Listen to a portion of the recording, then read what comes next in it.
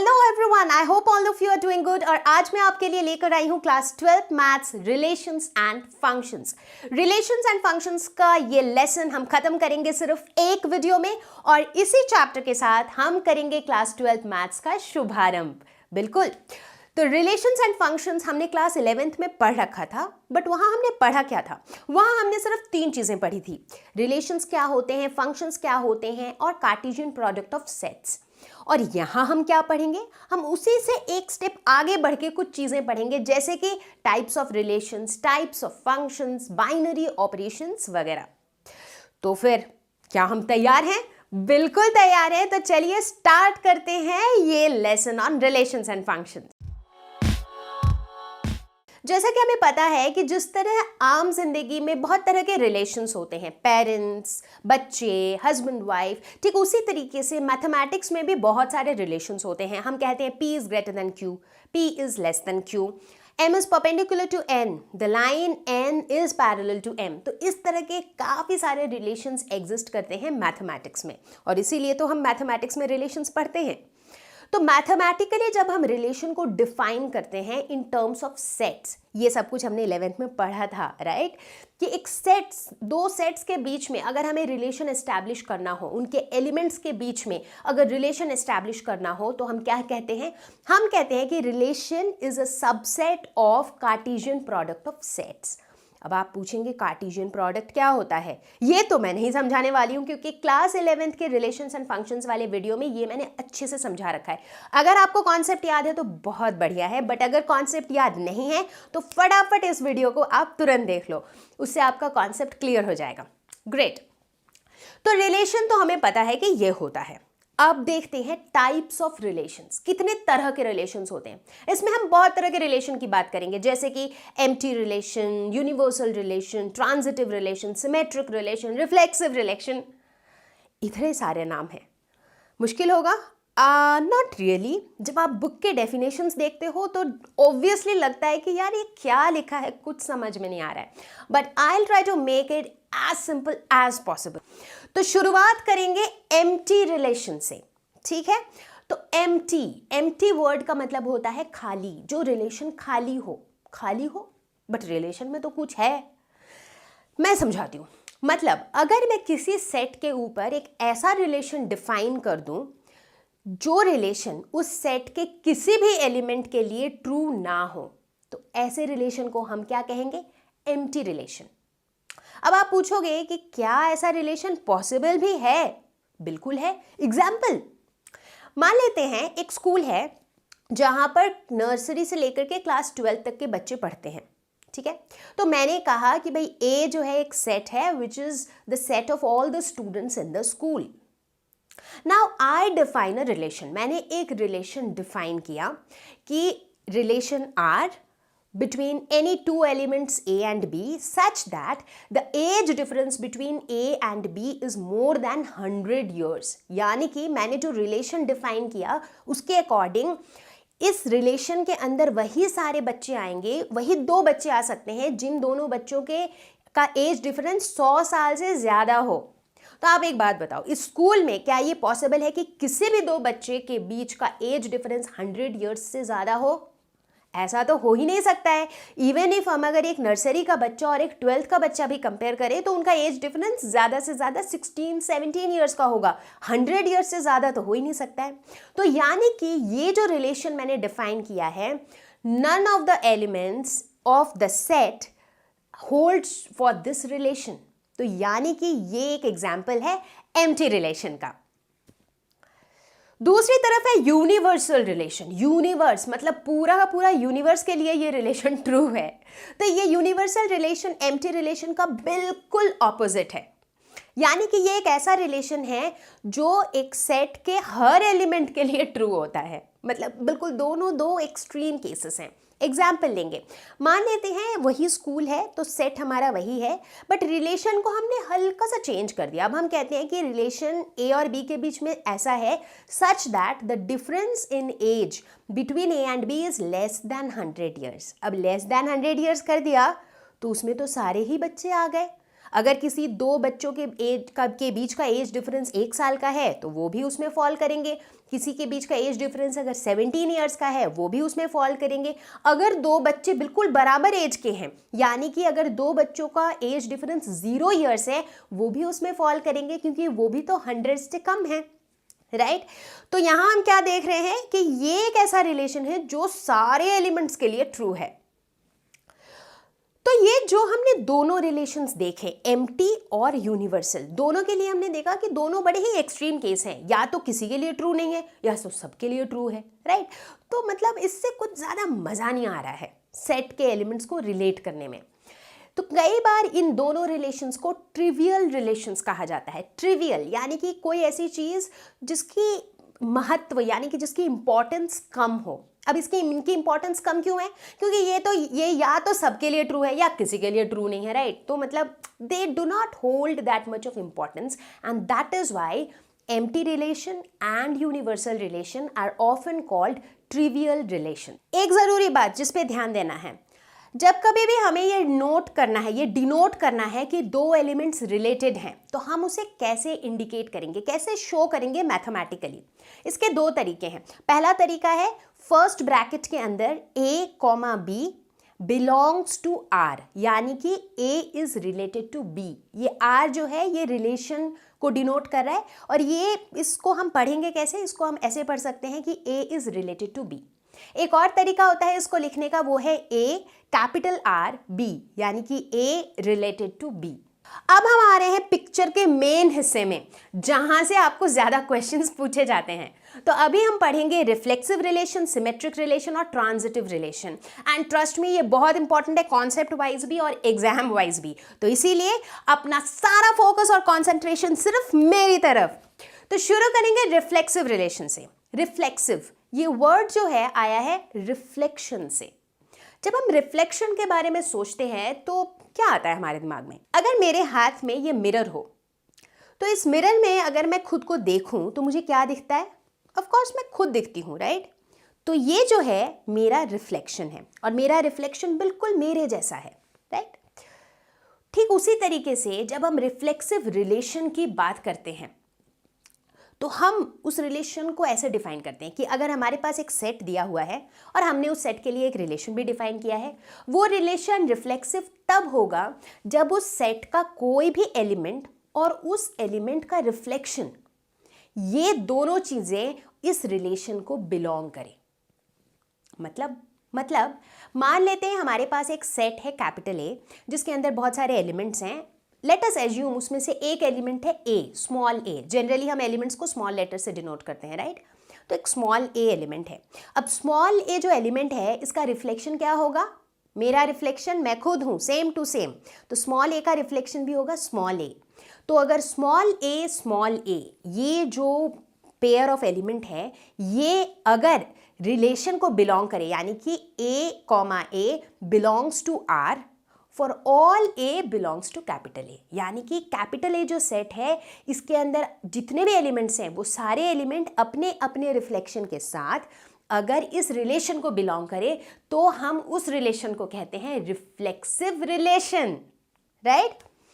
चलो डेफिनेशन तो समझ आ गया, जो पहले पढ़ के समझ नहीं आ रहा था, बट मतलब अभी भी समझ नहीं आ रहा है कि मतलब एग्जाम्पल्स कैसे होंगे, क्वेश्चंस कैसे होंगे। तो क्रिस्टल क्लियर करते हैं एग्जाम्पल्स के साथ। तो हम पहला एग्जाम्पल जो है वो लेते हैं रोस्टर फॉर्म में, क्योंकि हमें पता है कि जब भी हम सेट को रोस्टर फॉर्म में लिखते हैं बड़ी आसानी से समझ में आता है ना।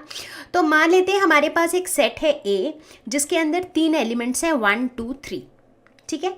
और हमने एक रिलेशन डिफाइन किया आर, जिसके अंदर जो है ये वाले ऑर्डर्ड पेयर्स हैं 1 2 2 3 3 1 2 1 1 3। तो ये हमारा रिलेशन है जो हमने सेट ए पे डिफाइन किया है, ठीक है। तो अगर मैं पूछूं कि क्या ये रिफ्लेक्सिव रिलेशन है या नहीं, तो हमें कैसे पता चलेगा? फटाफट याद करेंगे कि रिफ्लेक्सिव रिलेशन होने के लिए हमारा कंडीशन क्या था। कंडीशन सिंपल सा था, ए जो है ये रिलेटेड होना चाहिए, यानी कि a, बिलोंग्स टू r। इसका मतलब होता है a रिलेटेड टू a मतलब मेरा रिफ्लेक्शन ए का रिफ्लेक्शन ए ही होगा, करेक्ट।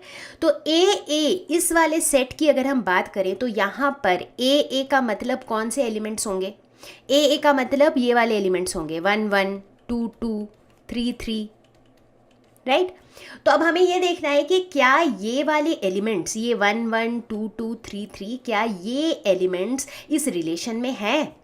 क्या ये है यहाँ पर? तो अगर हम गौर से देखें तो 1 1 भी है, 2 2 भी है, 3 3 भी है। तो यानी कि हम कह सकते हैं कि ए जो है वो रिलेटेड है, क्योंकि वो दोनों ही इस रिलेशन में है, और इसीलिए ये हो गया हमारा एक रिफ्लेक्सिव रिलेशन का एग्जाम्पल। ठीक है, दूसरा एग्जाम्पल लेते हैं। अब ऑब्वियसली एक ऐसा एग्जाम्पल लेंगे जो रिफ्लेक्सिव ना हो। ठीक है, मान लेते हैं हम फिर से इसी सेट की बात करते हैं, ए जिसके अंदर 3 एलिमेंट्स हैं 1 2 3। बट अब हम यहाँ पे रिलेशन को बदल देते हैं। मान लेते हैं यहाँ पर हम कोई दूसरे रिलेशन की बात करते हैं R1, जिसके अंदर 1 2 2 3 3 1 2 1 1 1 ये सारे ऑर्डर्ड पेयर्स हैं। ठीक है, तो अब अगर मैं पूछूं कि इस रिलेशन के अंदर क्या ए है, तो ए मतलब कौन से ऑर्डर्ड पेयर्स थे? 1 1 2 2 3 3। तो अगर ध्यान से देखें तो 1 1 तो इसमें है, लेकिन 2 2 और 3 3 इसमें नहीं है। इसका क्या मतलब है? इसका मतलब है कि ए जो है doesn't belong to R, A is not related to A. मतलब ऐसा नहीं है कि भाई चलो एक एलिमेंट तो है, 1 1 का 1 1 तो है, भाई सबको होना है। ए मतलब ए के अंदर जितने भी एलिमेंट्स हैं उनका जो है रिफ्लेक्शन इसके अंदर होना चाहिए। तो चूंकि सारे एलिमेंट्स इसमें नहीं हैं तो ये जो है ये हो जाएगा नॉट रिफ्लेक्सिव। फिर से एक एग्जाम्पल लेते हैं, क्योंकि एग्जाम्पल से ही तो समझ में आता है। कहानी कितनी भी सुन लो बट जब तक एग्जाम्पल ना ले कुछ समझ नहीं आता है। अब हम एग्जाम्पल लेंगे सेट बिल्डर फॉर्म में। सेट बिल्डर फॉर्म थोड़ा ज़्यादा मुश्किल लगता है, क्योंकि इसमें तो सीधा सीधा दिखता है कि भाई ठीक है ए ये होना चाहिए, ये इसमें है तो ठीक है, नहीं है तो रिफ्लेक्सिव नहीं है। अब सेट बिल्डर फॉर्म में बात करेंगे। मान लेते हैं हमारे पास एक सेट ए है जो कि है आर, यानी कि ये है सेट ऑफ रियल नंबर्स। ठीक है, ये हमारा सेट ए है। ठीक है, अब हमने एक रिलेशन को डिफाइन किया, लेट्स से R1, और हमने उस रिलेशन को कैसे डिफाइन किया? ए बी, जहाँ पर a is less than equal to b। इसी तरीके से हम रिलेशन डिफाइन करते हैं सेट बिल्डर फॉर्म में, राइट। तो जिनको यहीं पे डाउट हो रहा है वो लोग मेरे रिलेशंस फंक्शंस की क्लास 11th वाली वीडियो ज़रूर देख लो फटाफट। ठीक है, तो इस तरह से हम रिलेशन डिफाइन किए। तो अब यहाँ पर हमने एलिमेंट्स या ऑर्डर्ड पेयर्स एग्जैक्टली लिख नहीं रखा है, बट हमने कहा है कि जो भी दो एलिमेंट्स रिलेटेड होंगे उनके बीच में ये वाला रिलेशन होना चाहिए कि a इज़ लेस दैन और इक्वल टू b। ठीक है, और ये कैपिटल ए के अंदर सारे रियल नंबर्स हैं। ठीक है, तो सबसे पहले देखते हैं कि अगर हम ए की बात करें, ए यानी कि सेट ऑफ रियल नंबर्स में कौन से नंबर्स आएंगे? 1 2 3 4 कुछ भी आ सकता है, मतलब -1 -2 भी आ सकता है, 0 भी आ सकता है, सभी आ सकते हैं, राइट, रियल नंबर्स के अंदर। तो अब ए मतलब ये जो दोनों रियल नंबर्स होंगे वो सेम नंबर होंगे। अगर ये A2 है तो ये भी 2 है, अगर ये -2 है तो ये भी -2 है, अगर ये 0 है तो ये भी 0 है, राइट। मतलब दोनों हमेशा हर स्थिति में दोनों बराबर है। और हमारा ये रिलेशन कहता है कि A जो है वो या तो B से छोटा हो या फिर B के बराबर हो। अब B से छोटा तो नहीं होगा इस केस में, लेकिन B के बराबर ज़रूर होगा। तो यानी कि ये सभी जो है इस रिलेशन को बिलोंग कर सकते हैं, क्योंकि इस रिलेशन के अंदर ऐसे सारे पेयर्स आ सकते हैं जो या तो बराबर हो या पहला ए जो है वो बी से छोटा हो। तो चूंकि ये सारे बराबर होंगे ए वाले जितने भी हमारे एलिमेंट्स हैं, तो इसलिए ये सब इस रिलेशन के अंदर फॉल कर सकते हैं। इसीलिए हम कह सकते हैं कि ए रिलेटेड टू ए। तो इसीलिए ये हमारा एक रिफ्लेक्सिव रिलेशन का एग्जाम्पल है। मतलब ये बहुत ज़्यादा लॉजिकल थिंकिंग वाली चीज़ें हैं, इसमें आपको कुछ कैलकुलेट वगैरह नहीं करना पड़ता। It is just that you have to think the right way. एक और एग्जाम्पल लेंगे और ये अब हमारा आखिरी एग्जाम्पल होगा, वरना तो हम एग्जाम्पल्स ही लेते रह जाएंगे। चलिए, तो यहाँ भी हम मानते हैं कि जो A है वो set of all real numbers है। जनरली हम set of all real numbers को कैपिटल R से डिनोट करते हैं, ठीक है ना।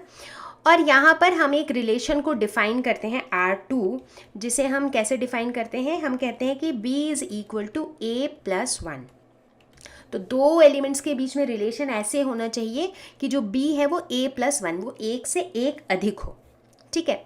अब यहाँ पर हम क्या देखते हैं, ए की हम बात कर रहे हैं, राइट। रिफ्लेक्सिव रिलेशन होने के लिए हम हमेशा ए की बात करते हैं, यानी कि दोनों एलिमेंट बराबर होने चाहिए। बट क्या किसी भी स्थिति में दोनों एलिमेंट बराबर हो सकते हैं इस रिलेशन के अकॉर्डिंग? नहीं, क्योंकि ये रिलेशन तो ये कहता है कि जो दूसरा एलिमेंट है वो पहले एलिमेंट से एक ज़्यादा होना चाहिए। तो किसी भी हालत में ये ए जो है ये इस रिलेशन के अंदर बिलोंग नहीं कर सकता है, क्योंकि इस रिलेशन के अंदर सिर्फ ऐसे ही ऑर्डर्ड पेयर्स रहेंगे जिसका दूसरा एलिमेंट पहले एलिमेंट से एक ज़्यादा हो। तो हम कह सकते हैं कि यहाँ पर ए डजंट बिलोंग टू R2 और इसी वजह से ये नॉट रिफ्लेक्सिव है। अब बात करेंगे सिमेट्रिक रिलेशन की। सिमेट्रिक, जो वर्ड सिमेट्री है इसका मतलब क्या होता है? आप देखे होंगे कि हमारे आसपास जितनी भी अच्छी दिखने वाली चीज़ें होती हैं, बहुत सारी अच्छी दिखने वाली चीज़ें होती हैं जिसके अंदर सिमेट्री होती है।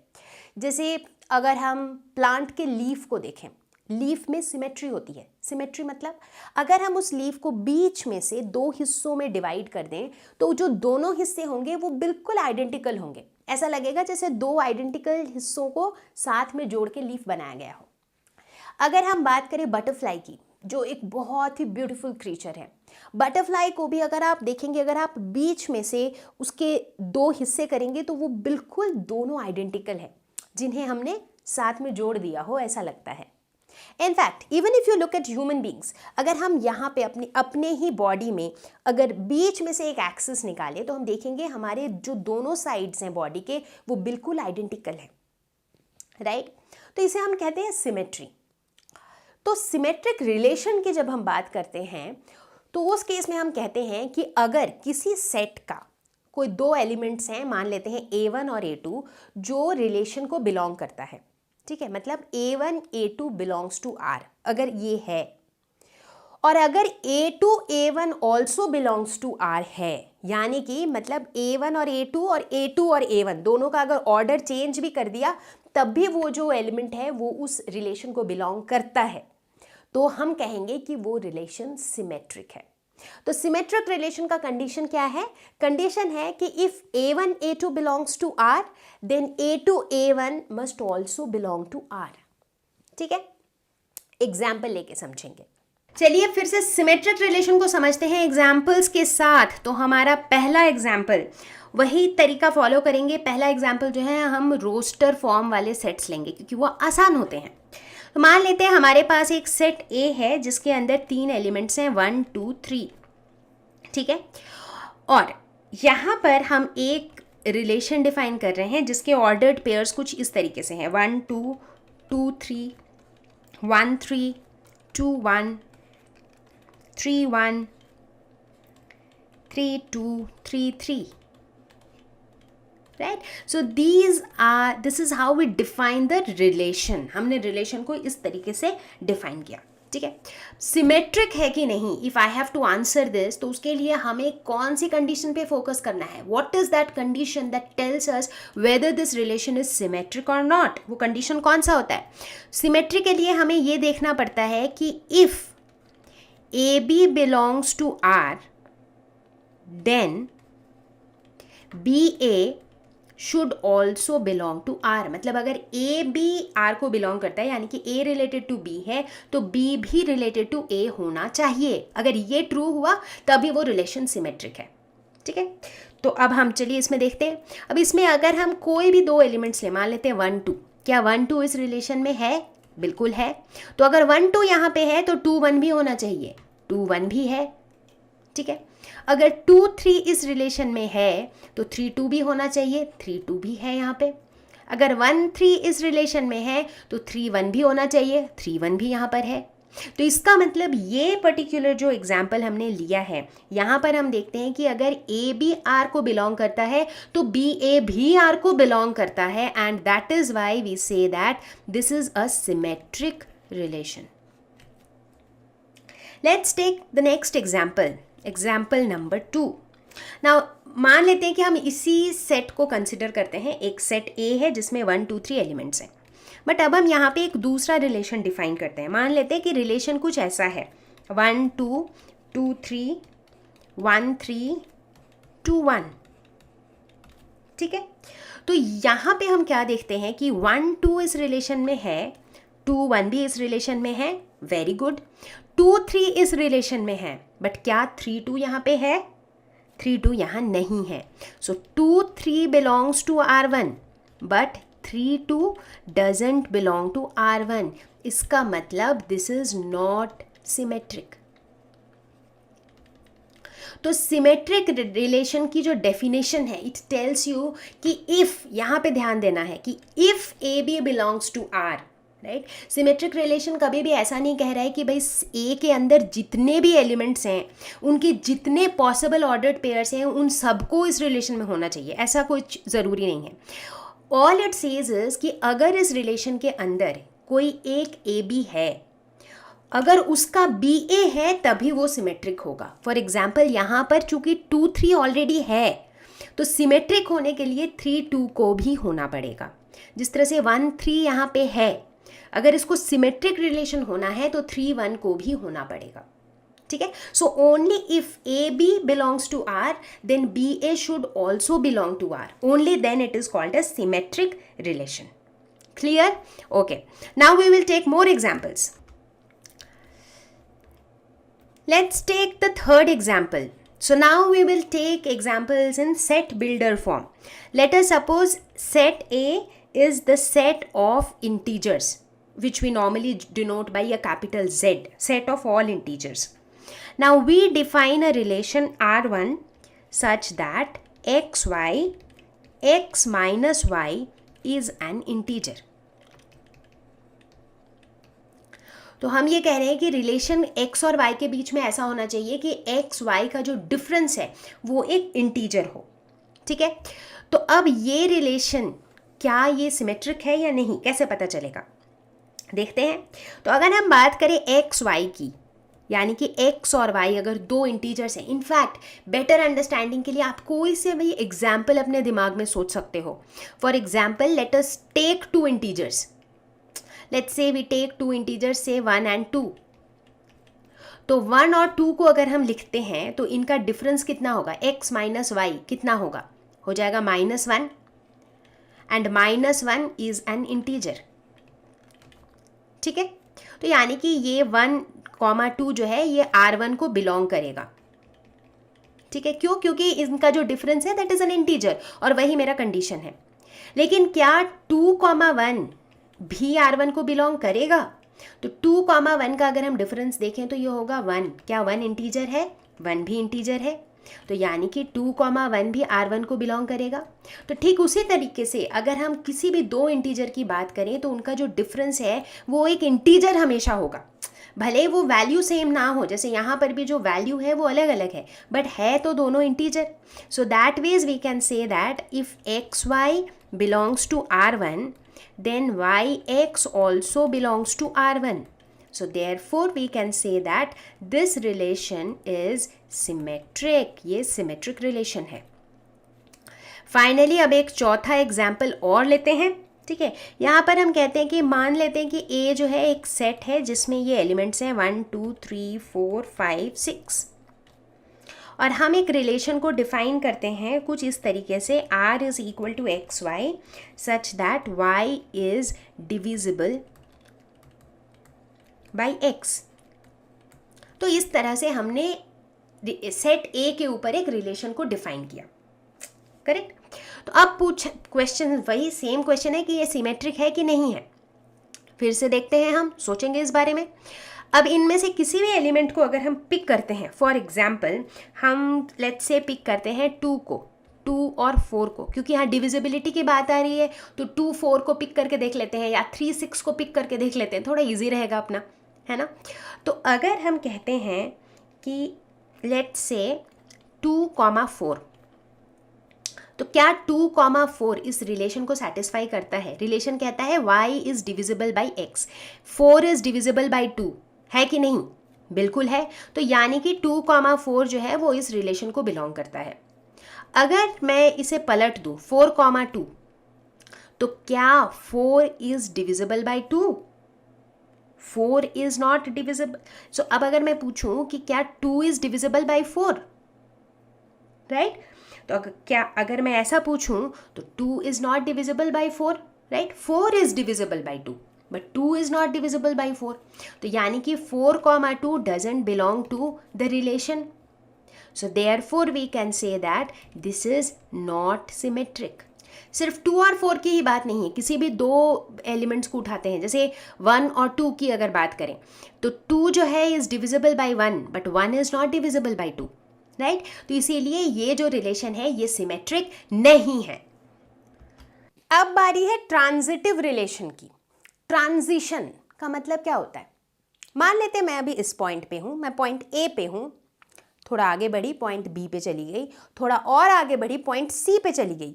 तो ये ए टू बी फिर बी टू सी क्या हो रहा है? मेरा ट्रांजिशन हो रहा है, राइट.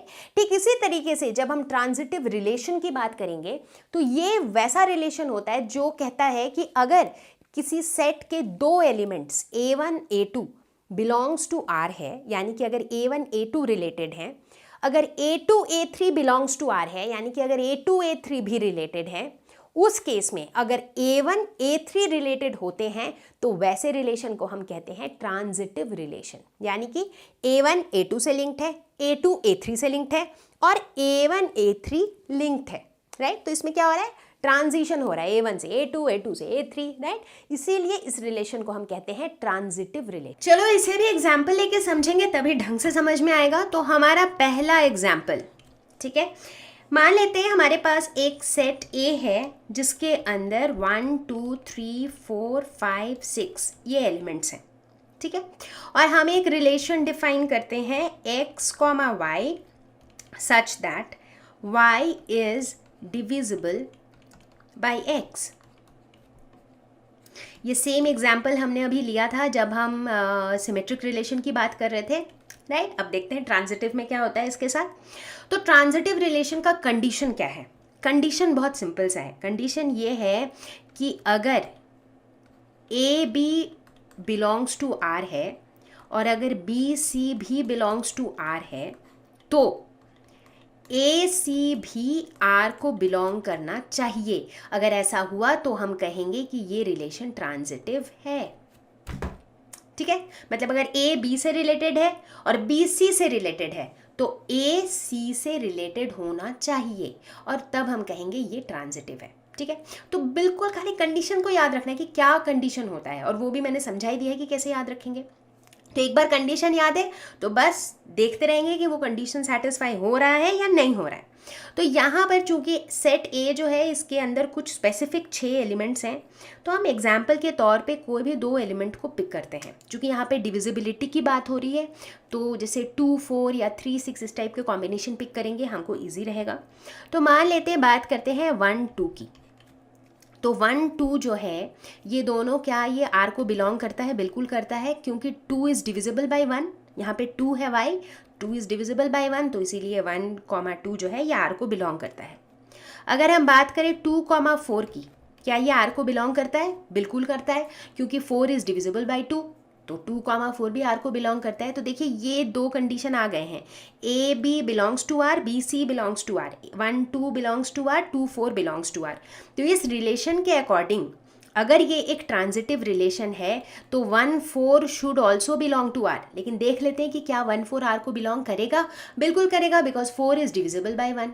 और चूंकि 1 4 R को बिलोंग करेगा तो हम कह सकते हैं कि ये जो है एक ट्रांजिटिव रिलेशन है, ठीक है.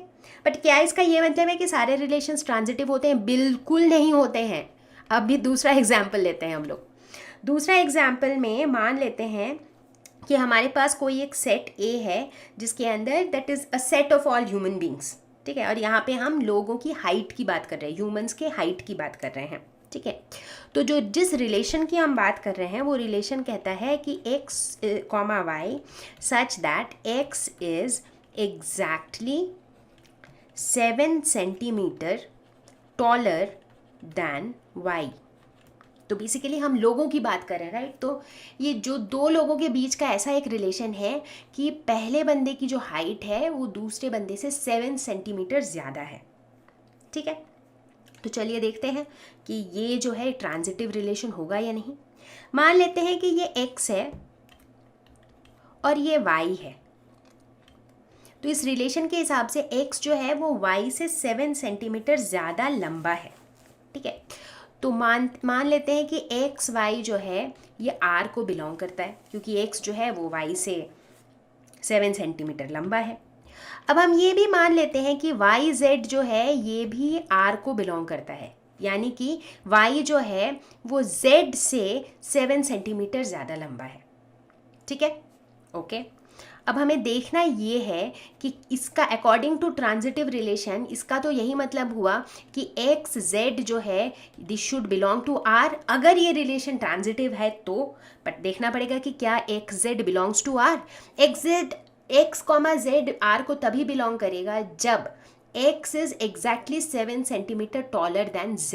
लेकिन अगर हम इस पिक्चर को देखें, x जो है वो y से ही 7 सेंटीमीटर लंबा है, y जो है वो z से 7 सेंटीमीटर लंबा है, यानी कि x is 14 centimetre taller than z, right. तो x जो है वो z से एग्जैक्टली 7 सेंटीमीटर टॉलर नहीं है, तो इसीलिए x कॉमा z जो है ये इस रिलेशन को बिलोंग नहीं करेगा, और इसी वजह से ये जो रिलेशन है ये ट्रांजिटिव नहीं है।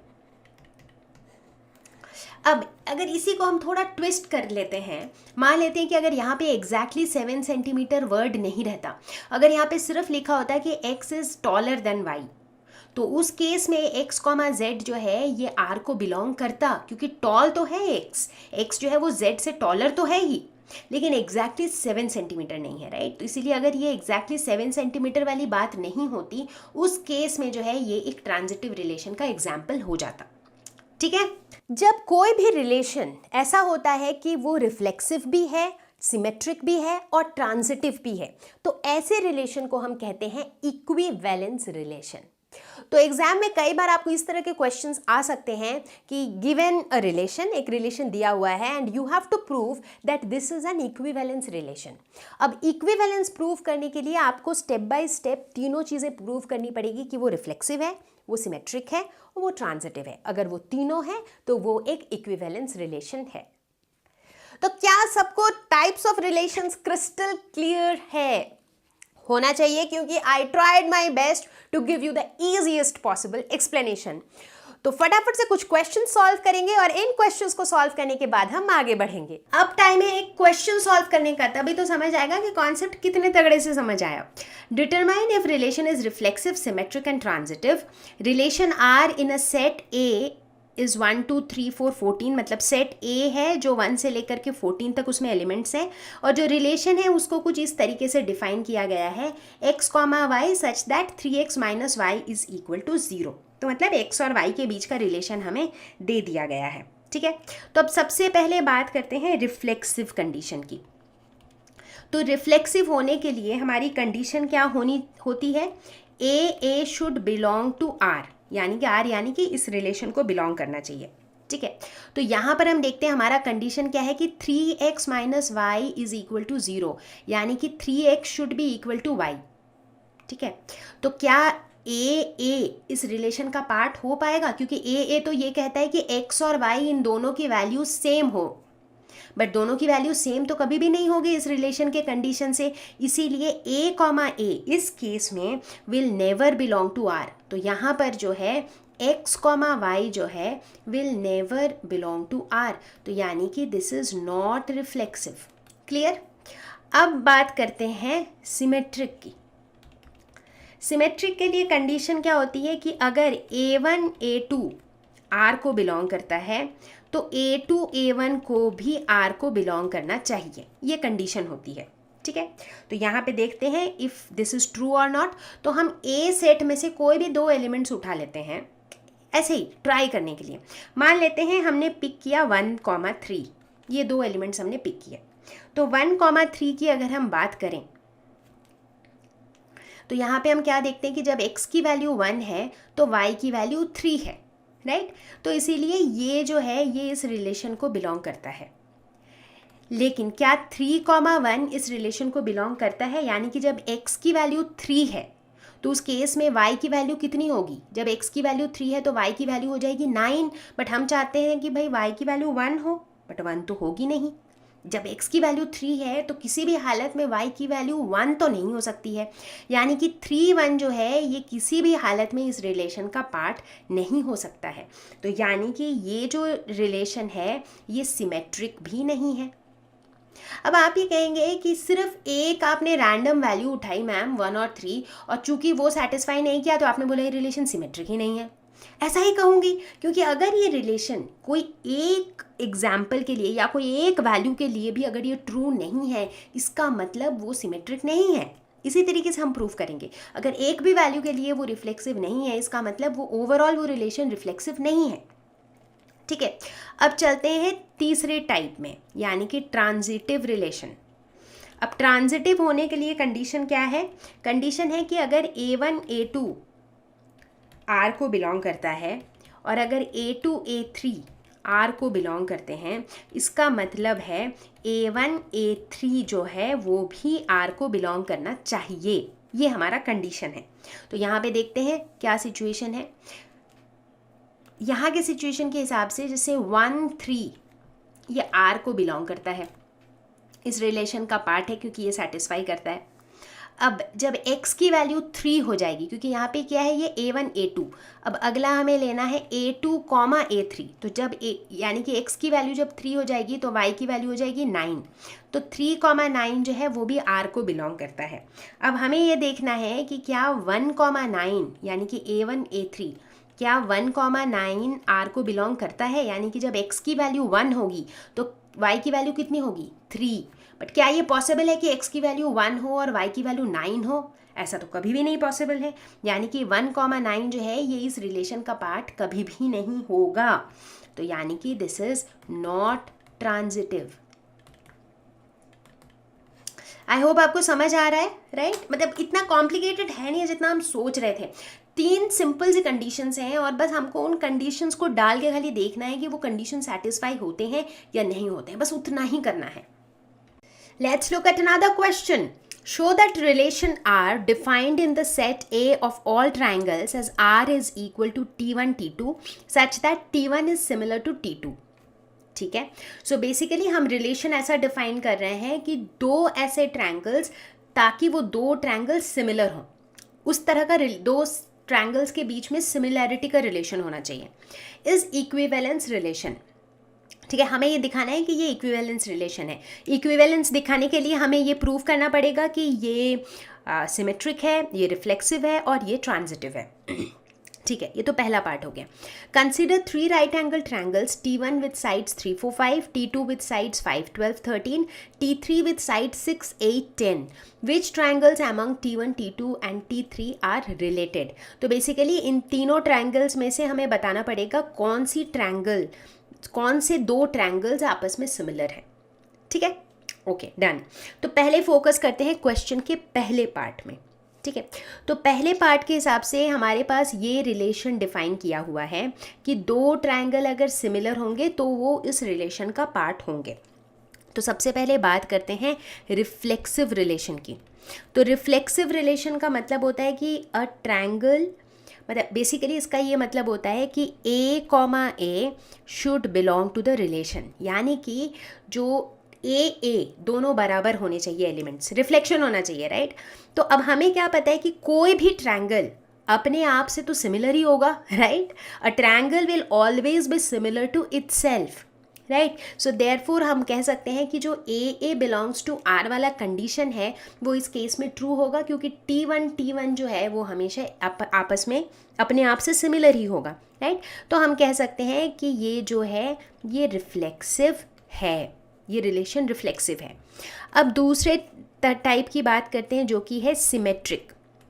ठीक है, तो सिमेट्रिक होने के लिए हमें ये बताना है कि अगर हमारे पास T1, T2 है तो हमें ये बताना है कि अगर A1 A2 R को बिलोंग करता है तो A2 A1 भी R को बिलोंग करना चाहिए, ये हमारा कंडीशन है। तो मान लेते हैं अगर हम कहते हैं T1 T2 सिमिलर है तो हम क्या कहेंगे कि T1 और T2 जो है ये बिलोंग्स टू R है।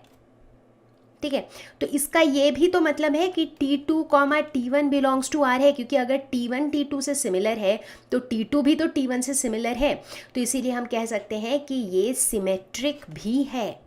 ठीक है, अब हम तीसरे कंडीशन को देखते हैं, यानी कि ट्रांजिटिव। ये कहता है कि अगर A1 A2 R को बिलोंग करता है और अगर A2 A3 R को बिलोंग करता है तो फिर A1 और A3 को भी R को बिलोंग करना चाहिए। यानी कि अगर A1 A2 रिलेटेड है, A2 A3 रिलेटेड है, तो A1 और A3 भी रिलेटेड होने चाहिए। ठीक है, देखते हैं क्या ऐसा होता है। मान लेते हैं कि एक ट्रायंगल T1 जो है, T1 और T2 सिमिलर है। अगर T1 और T2 सिमिलर है तो T1 T2 belongs to R हो जाएगा। अब मान लेते हैं कि T2 और T3 ये दो ट्रायंगल सिमिलर है, तो फिर T2 और T3 जो है ये भी R को बिलोंग करेगा। अब ऑब्वियस ही बात है कि अगर T1 और T2, T1 एक ट्रायंगल है, T2 एक ट्रायंगल है, ये दोनों अगर सिमिलर है, अब ये दूसरा वाला ट्रायंगल अगर एक तीसरे ट्रायंगल से सिमिलर है, इसका मतलब है कि पहला और तीसरा ट्रायंगल भी सिमिलर ही होगा, राइट। तो T1 और T3 जो है ये भी R को बिलोंग करेगा। तो इस हिसाब से ये हमारा एक ट्रांजिटिव रिलेशन भी है, और चूंकि ये रिफ्लेक्सिव, सिमेट्रिक, ट्रांजिटिव तीनों है, इसीलिए it is an equivalence relation. तो पहला हिस्सा तो हो गया। दूसरे हिस्से में कहा जा रहा है कि हमारे पास 3 राइट एंगल ट्रायंगल्स हैं कुछ इस तरीके से, जिनके साइड्स हैं 3, 4, 5, दूसरे वाले का है 5, 12, 13। तो मान लेते हैं कि ये 12 है, ये 5 है, ये 13 है, और तीसरे वाले का है, तो ऑब्वियसली ये 3, 4, 5 है, तो ये हो जाएगा 5, ये हो जाएगा 12, ये हो जाएगा 13, और तीसरे वाले का क्या है 6, 8, 10। ठीक है, ये हमारे 3 ट्रायंगल्स हैं T1, T2 और T3। हमें बताना है इसमें से कौन से ट्रायंगल्स रिलेटेड है। रिलेटेड कब होंगे ट्रायंगल्स? जब वो सिमिलर होंगे। तो हमें ये बताना है कि कौन से ट्रायंगल्स सिमिलर है। ट्रायंगल्स सिमिलर कब होते हैं? जब उनके साइड्स के रेशियोज बराबर होते हैं, राइट। तो अगर हम पहले 2 ट्रायंगल्स को कंपेयर करें तो रेशियो ऑफ द साइड्स क्या है? 4/12 जो कि 1/3 है, 3/5, तो यहाँ पे इनका रेशियो ऑफ साइड्स हो जाएगा 4/12 is equal to 3/5 is equal to 5/13। But क्या ये इक्वल है? ये इक्वल है ही नहीं, तो इसीलिए T1 और T2 जो है ये सिमिलर नहीं है। T2 और T3 की भी अगर हम बात करें तो ये 12/8, ये 5/6, ये 13/10, वो भी इक्वल नहीं है। T1 और T3 की अगर हम बात करें तो 4/8 is equal to 3/6 is equal to 5/10, और हम देख रहे हैं कि इन सभी का जो रेशियो है वो है 1:2। तो इसीलिए हम कह सकते हैं कि T1 और T3 जो है ये सिमिलर ट्रायंगल्स हैं, और इसीलिए हम कह सकते हैं कि T1, T3 belongs to R, यानी कि T1 is related to T3। ठीक है, तो इस तरह से हमने ये क्वेश्चन को भी सॉल्व किया। और अभी हमने देखा कि अगर हमें ये तीनों रिलेशन के कंडीशंस पता हो, रिफ्लेक्सिव, सिमेट्रिक और ट्रांजिटिव, तो इन रिलेशंस के बेसिस पे ही हम सारे के सारे क्वेश्चंस फटाफट सॉल्व कर सकते हैं। अब बात करेंगे फंक्शंस के बारे में। फंक्शंस यानी कि हमारा वो मैजिक बॉक्स जिसके अंदर हम इनपुट डालते हैं हमें आउटपुट मिलता है, हम इनपुट डालते हैं हमें आउटपुट मिलता है। हमने 11th क्लास में पढ़ा था कि फंक्शन एक ऐसा मैजिक बॉक्स है जिसके अंदर कुछ ना कुछ एक्शन चलते रहता है। अगर हमारे पास फंक्शन है x², तो हम इनपुट डालेंगे 2, हमें मिलेगा 4, हम इनपुट डालेंगे 3, हमें मिलेगा 9, राइट, हम इनपुट डालेंगे 10, हमें मिलेगा 100। तो आज हम जो पढ़ने वाले हैं वो ये है कि फंक्शन के कितने टाइप्स होते हैं। ठीक है, तो 3 तरह के फंक्शंस होते हैं, 1-to-1 या फिर इंजेक्टिव फंक्शन, ऑन-टू या फिर surjective function, 1-to-1 and on-to या फिर बाइजेक्टिव फंक्शन। तो ये 3 तरह के फंक्शन होते हैं। तो फटाफट स्टार्ट करते हैं 1-to-1 से। ठीक है, 1-to-1 मतलब साफ, मतलब इसमें तो कुछ समझाने का है ही नहीं, वर्ड से ही पता चल रहा है कि इसमें क्या होगा। सबसे पहली बात है, जब भी हम फंक्शंस पढ़ेंगे ना, हम अपने दिमाग में हमेशा रखेंगे एरो डायग्राम। इधर एक अंडा, इधर एक अंडा, और बीच में एरोज, इधर इनपुट्स, इधर आउटपुट्स। मैं इनपुट आउटपुट वर्ड ज़्यादा यूज़ करती हूँ क्योंकि इनपुट आउटपुट से ना थोड़ा ज़्यादा अच्छे से समझ आ जाता है। हालांकि मैथमेटिकली जो लेफ्ट हैंड साइड में एलिमेंट्स होते हैं उन्हें हम कहते हैं एलिमेंट्स, और उनकी जो इमेज इधर होती है उन्हें कहते हैं इमेज। ठीक है, तो एलिमेंट्स और इमेज, जिसे मैं कई बार समझाने के लिए कहूँगी इनपुट्स एंड आउटपुट्स। तो 1-to-1 फंक्शन मतलब एक इनपुट का एक आउटपुट। मतलब मल्टीपल इनपुट्स का एक आउटपुट नहीं होगा, एक इनपुट का एक आउटपुट, एक इनपुट का एक आउटपुट, एक इनपुट का एक output. So that is 1 to 1 या फिर इंजेक्टिव। 1 to 1 फंक्शन को हम इंजेक्टिव फंक्शन भी कहते हैं। कैसे याद रखेंगे कि 1 to 1 को इंजेक्टिव कहते हैं? इंजेक्शन तो याद रहेगा, इंजेक्शन दर्द होता है। अगर कभी आप बीमार पड़े होंगे और डॉक्टर के पास गए होंगे और डॉक्टर ने कहा होगा कि सुई लगानी होगी, देन यू नो इट, कितना दर्द होता है। So the moment you remember that injection, क्या होता है उसमें? एक पॉइंटेड नीडल जो एक पॉइंट पे पियर्स करती है, राइट? तो वो नीडल एक ही टाइम पे आपके 5 जगह छेद नहीं कर सकती है, एक ही जगह छेद करती है, right? So point two point, 1 to 1, and that's why the name injective for 1 to 1। नाम से ही पता चलता है 1 on 1 या फिर 1 to 1, मतलब कि 1 एलिमेंट के लिए 1 डिस्टिंक्ट इमेज है।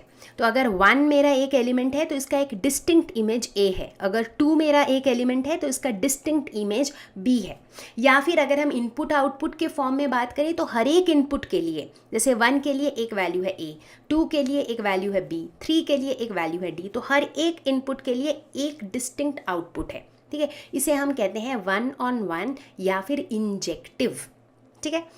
तो इसको अगर हम मैथमेटिकली डिफाइन करें तो हम क्या कहते हैं कि a function is said to be injective और 1 on 1 if images of distinct elements of x under f are distinct. जैसे कि मैंने बताया, डिस्टिंक्ट एलिमेंट का डिस्टिंक्ट इमेज होता है, यानी कि mathematically for x1 x2 belongs to capital X, f of x1 is equal to f of x2 implies x1 is equal to x2। बड़ा कॉम्प्लिकेटेड लग रहा है, isn't it?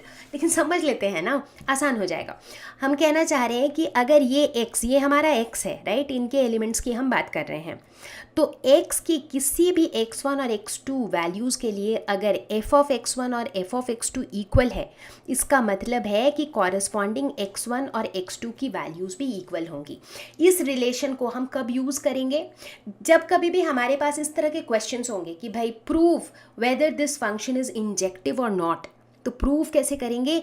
इस इक्वेशन के हेल्प से, इसके हेल्प से हम मैथमेटिकली प्रूव करेंगे कि वो इंजेक्टिव या फिर 1 on 1 फंक्शन है या नहीं है, ठीक है? बट 1 on 1 होता क्या है? जब 1 डिस्टिंक्ट एलिमेंट का एक 1 डिस्टिंक्ट इमेज होता है या फिर 1 डिस्टिंक्ट इनपुट का एक 1 डिस्टिंक्ट आउटपुट होता है, ठीक है? So that is 1 on 1। अब अगर हम ये एग्जाम्पल लें, अभी जो हमें एरो डायग्राम दिख रहा है, इसको देख के आपको क्या लगता है? क्या ये 1 on 1 है?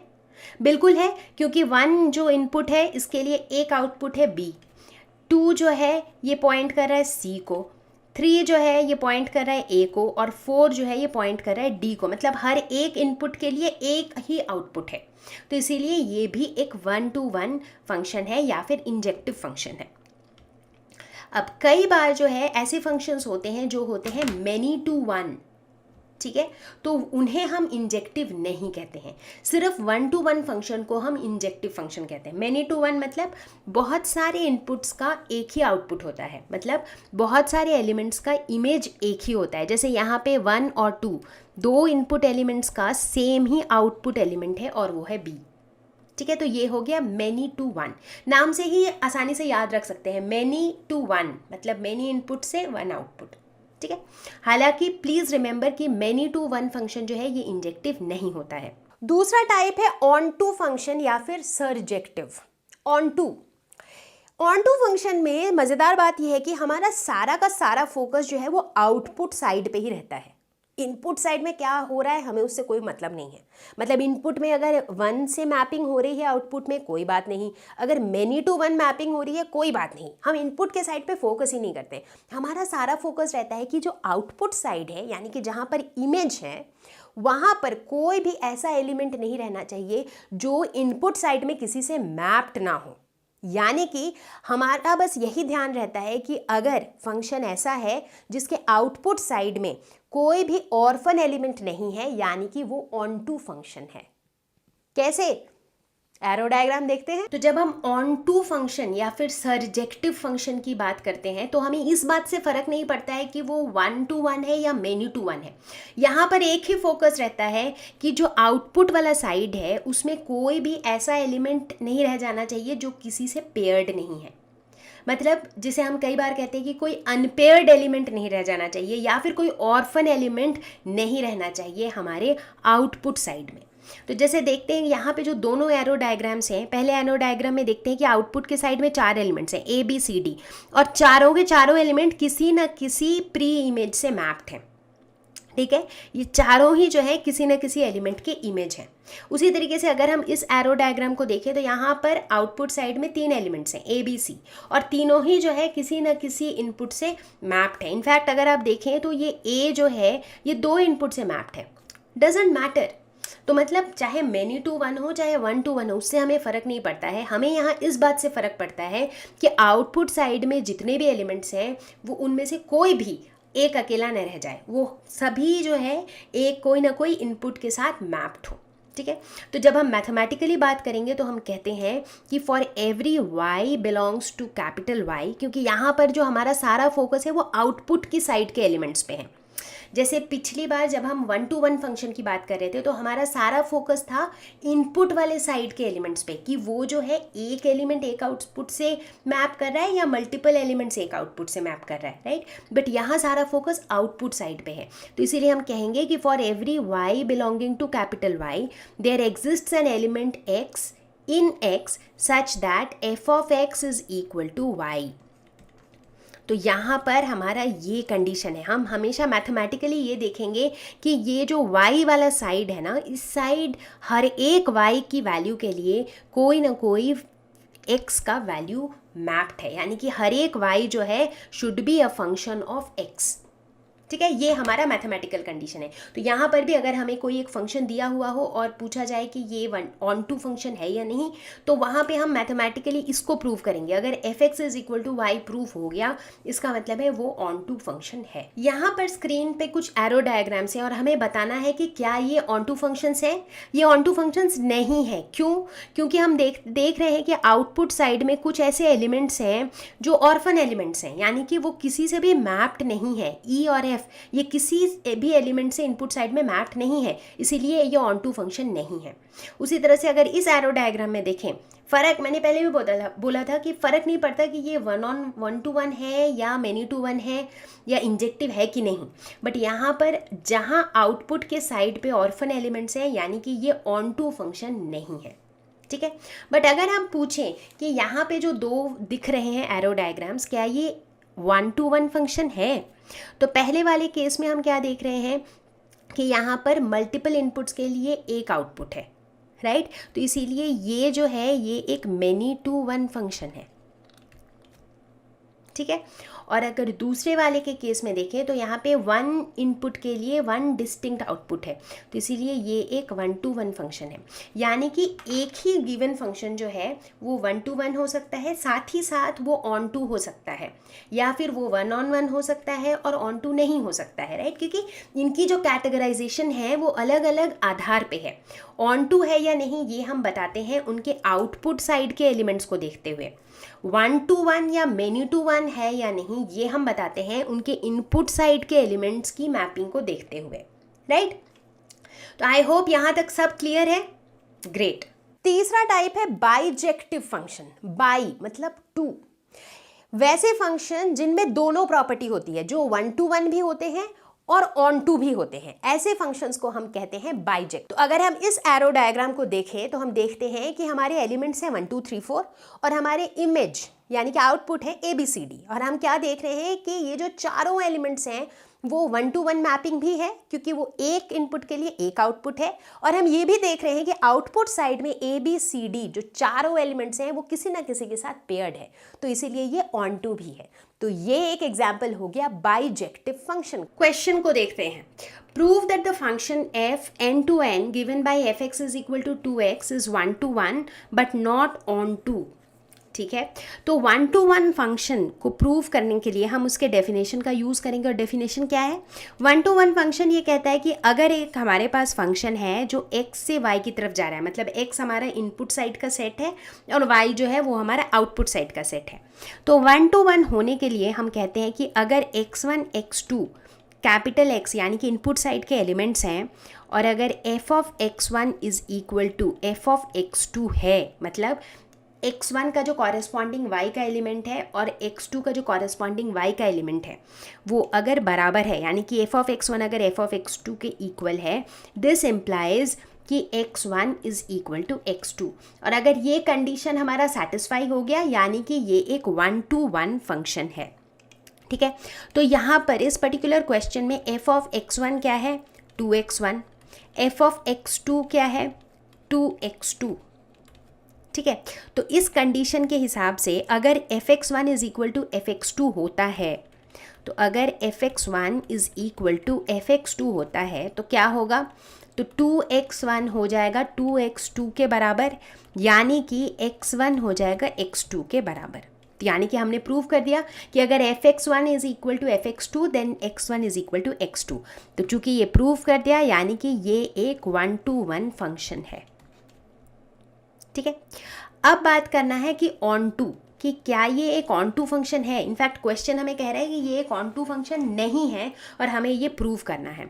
अब ऑन टू फंक्शन का कंडीशन क्या होता है, ऑन टू फंक्शन ये कहता है कि अगर हमारे पास एक फंक्शन है x to y, उस केस में फॉर एवरी y का हर एक एलिमेंट के लिए, for every small y belonging to capital Y, there exists a small x belonging to capital X। Right, मतलब हर एक y के अंदर जितने भी एलिमेंट्स हैं वो सारे एलिमेंट x के किसी ना किसी एलिमेंट से पेयर्ड होने चाहिए, such that f of x is equal to y।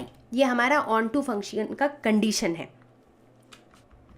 तो इस कंडीशन को ध्यान में रखते हुए हम लिख सकते हैं कि f ऑफ x जो है वो y के बराबर होना चाहिए। f ऑफ x इस क्वेश्चन में दिया हुआ है 2x, तो यानी कि 2x is equal to y, यानी कि x is equal to y by 2। तो अगर ये एक ऑन टू फंक्शन है तो x और y के बीच में ये वाला रिलेशन होगा कि x is equal to y by 2। अब यहाँ पर हम बात कर रहे हैं नेचुरल नंबर्स की, राइट, क्योंकि ये कह रहा है कि ये फंक्शन जो है ये जो दो सेट्स में मूव कर रहा है, इनपुट और आउटपुट, वो सारे नेचुरल नंबर्स हैं। ठीक है, तो अगर y की वैल्यू अगर 1 होगी तो x की वैल्यू क्या हो जाएगी, 1/2। क्या 1/2 एक नेचुरल नंबर है, नहीं है, यानी कि जब y की वैल्यू 1 होगी तो x की वैल्यू कुछ हो ही नहीं पाएगी नेचुरल नंबर्स में। तो इसका मतलब है कि अगर y की वैल्यू 1 होगी तो y के लिए कॉरेस्पॉन्डिंग कोई x रहेगा ही नहीं इनपुट साइड में। बट क्या ऐसा पॉसिबल है ऑन टू फंक्शन के लिए? नहीं, क्योंकि ऑन टू फंक्शन के लिए तो हर एक आउटपुट की वैल्यू के लिए, हर एक y की वैल्यू के लिए एक कॉरेस्पॉन्डिंग x का वैल्यू होना मैंडेटरी है। तो इसीलिए ये ऑन टू फंक्शन नहीं है। तो इसीलिए ये जो फंक्शन है f(x) is equal to 2x, ये एक 1-to-1 फंक्शन है, लेकिन ये ऑन टू फंक्शन नहीं है। एक और क्वेश्चन देखते हैं, check the injectivity and surjectivity of the following functions. तो यहाँ पे कुछ फंक्शंस दिए हुए हैं, हमें बताना है कि ये इंजेक्टिव फंक्शन है या नहीं, या फिर ये सर्जेक्टिव फंक्शन है या नहीं। इंजेक्टिव यानी कि 1-to-1 और सर्जेक्टिव यानी कि ऑन टू। ठीक है, तो दोनों की कंडीशन तो अभी तुरंत हमने देखी थी।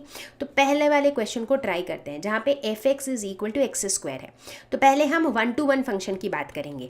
तो अगर f ऑफ x1 लिखें तो ये हो जाएगा x1², अगर f ऑफ x2 लिखें तो हो जाएगा x2²। ठीक है, तो अगर f of x1 is equal to f of x2 होगा तो x1² will be equal to x2²।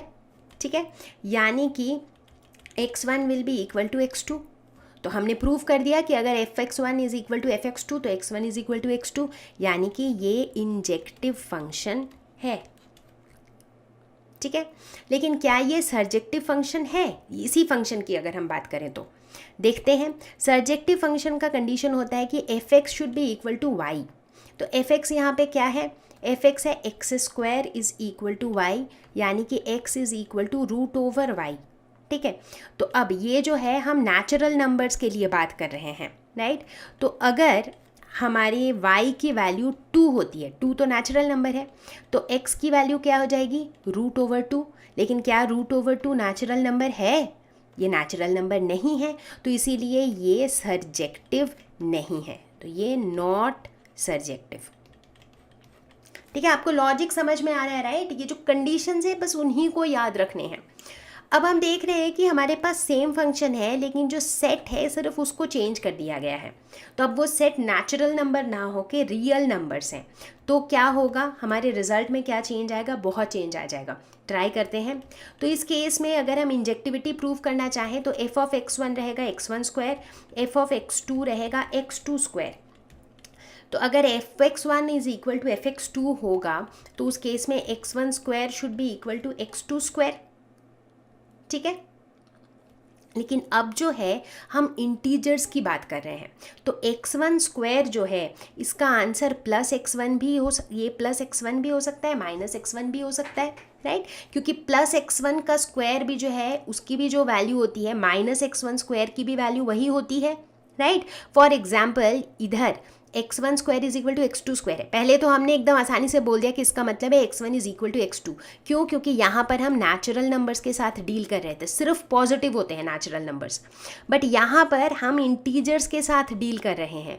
तो यानी कि जो x1 की वैल्यू है ये प्लस x1 भी हो सकती है और ये माइनस x1 भी हो सकती है, राइट। और plus x1 is not equal to minus x1, right, क्योंकि मतलब इट इज़ लाइक दिस कि -2 का whole square is equal to 2 square, right. But इसका ये मतलब तो नहीं है कि -2 और 2 बराबर हो जाएंगे, राइट।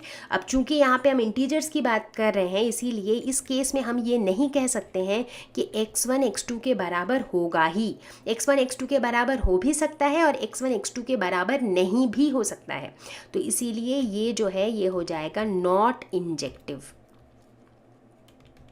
ठीक है, तो एक छोटी सी चीज़ चेंज हो जाने से हमारा जो पूरा रिजल्ट है वो चेंज हो गया, राइट। अब इसी का अगर हम सर्जेक्टिव देखें कि ये सर्जेक्टिव है कि नहीं, तो सर्जेक्टिव के केस में ऑब्वियसली ये सर्जेक्टिव नहीं होगा, क्योंकि सर्जेक्टिव होने के लिए हमने देखा कि x is equal to root Y ये वैल्यू आती है, राइट। तो अगर हम इंटीजर्स की बात कर रहे हैं तो y की वैल्यू नेगेटिव भी हो सकती है, जैसे कि y की वैल्यू -1 भी हो सकती है या -2 भी हो सकती है। तो वैसे केस में जो x की वैल्यू है वो हो जाएगी √1 या फिर √2। अब √1 √2 ये जो है क्या ये इंटीजर्स हैं? ये इंटीजर्स नहीं है, तो इसीलिए ये जो है ये सर्जेक्टिव नहीं है।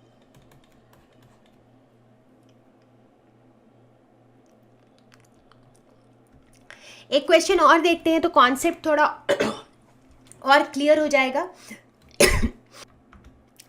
Let a is equal to 1 2 3, b is equal to 4 5 6 7 and f is equal to 1 4 2 5 3 6 be a function from a to b. I think it will be better if we draw the arrow diagram. Let us suppose this is a 1 2 3 and this is b 4 5 6 7, right? And we have a function f which tells us that 1 points to 4, यानी कि 1 is related to 4, 2 is related to 5, 3 is related to 6, right? Show that f is 1 to 1. अब ये जो arrow diagram है इसको देख के साफ साफ पता चल रहा है कि ये 1 to 1 है। क्यों? क्योंकि हर एक डिस्टिंक्ट एलिमेंट के लिए हमारा एक डिस्टिंक्ट इमेज है, डिस्टिंक्ट इनपुट के लिए डिस्टिंक्ट आउटपुट है। So therefore this is 1 to 1। तो एरो डायग्राम बना के ही हम क्लियरली बता सकते हैं कि ये 1 to 1 है। अभी तक हमने देखा कि फंक्शंस क्या होते हैं, फंक्शन कितने तरह के होते हैं, बट रियल लाइफ सिनेरियोज में हमें कई बार एक से ज़्यादा फंक्शंस की ज़रूरत पड़ती है और एक से ज़्यादा फंक्शंस को लिंक करना पड़ता है, और वहीं हम बात करते हैं कॉम्पोजिशन ऑफ फंक्शंस की।